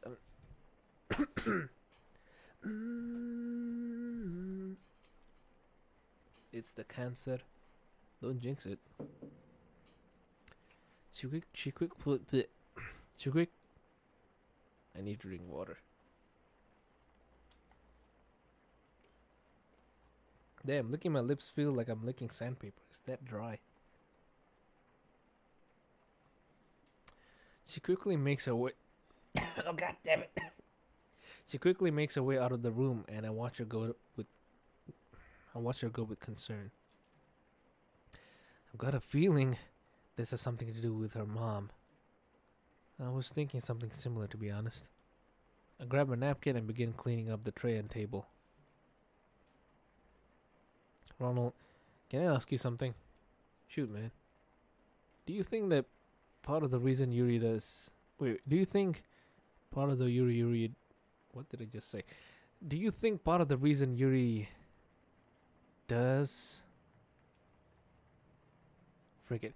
Do you think she's partially due to stress about her mom's situation? I'd have thought that's a given. She might be legally an adult according to American law at least, but even so, she's still young, just like the rest of... From what I've learned from being in college is that 18-year-olds are still children. It's a weird thing because when you're in high school, you see an 18-year-old and you're like, whoa, that's an adult. But when you're in college, especially when you're 22 years old, you go to college and you see these 18-year-olds, you're like, what the hell? These are freaking children. Why are you so immature? And then you realize that, oh no, I'm an old man. It's such a weird feeling. It will happen to you. That's the best part. You can make fun of me all you want. You will become old as well. The apex predator of the universe, time, will eventually get to you as well. I don't know why I made it sound like threatening, but eh.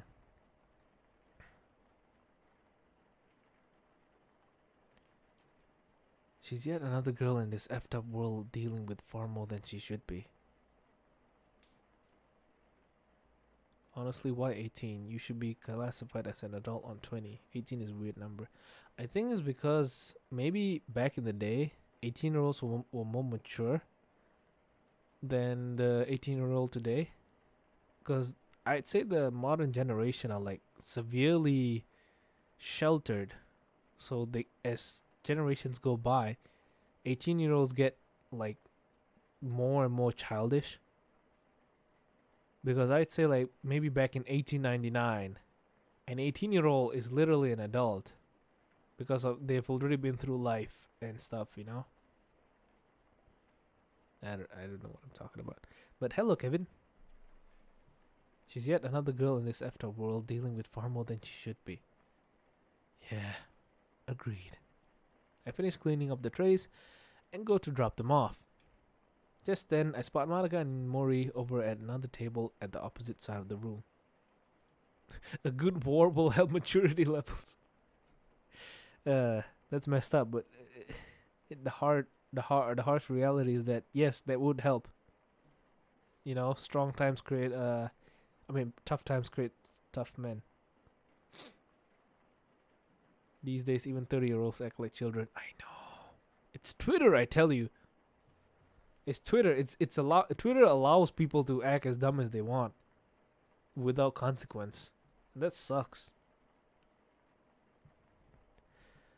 I like how where I live, the age of consent is 12. You live in Japan? Because I know in Japan it's like the age of consent is 13 if the other partner is also a teenager or something like that. Not entirely sure, but that's what I heard. Somewhere close. I see. You live in Brazil then. Okay. Both women both women see me and nod in my direction. I nod back, but suddenly ah, you kidding me? Whoa, whoa, whoa.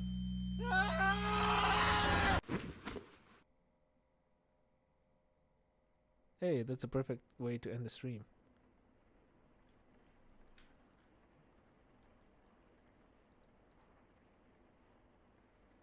What a perfect little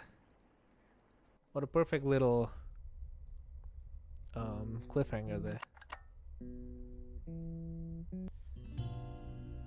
God damn, there's so much progress.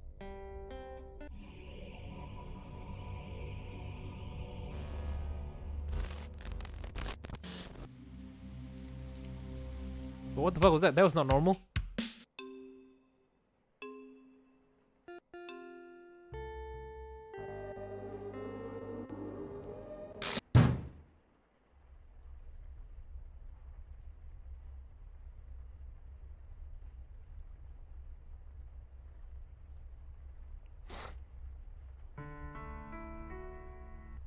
There's so much happening.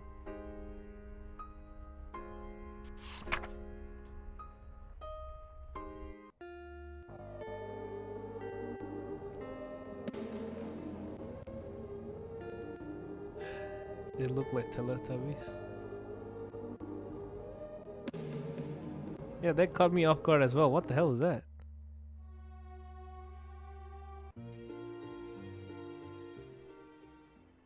Okay, good. We'll stop here.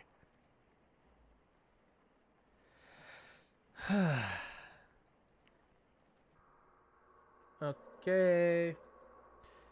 Ending the stream. 3 hours and 20 minutes. Pretty long, but not that long. Tomorrow we'll continue the day. So, leave a like if you enjoyed. Subscribe if you're new. Hit the notification bell if you have already subscribed. And if you've already done that, thank you very much. Love you all to death, and I'll see you guys tomorrow at around 9 p.m. EST with another stream episode of Doki Doki World of Dreams. Arrivederci.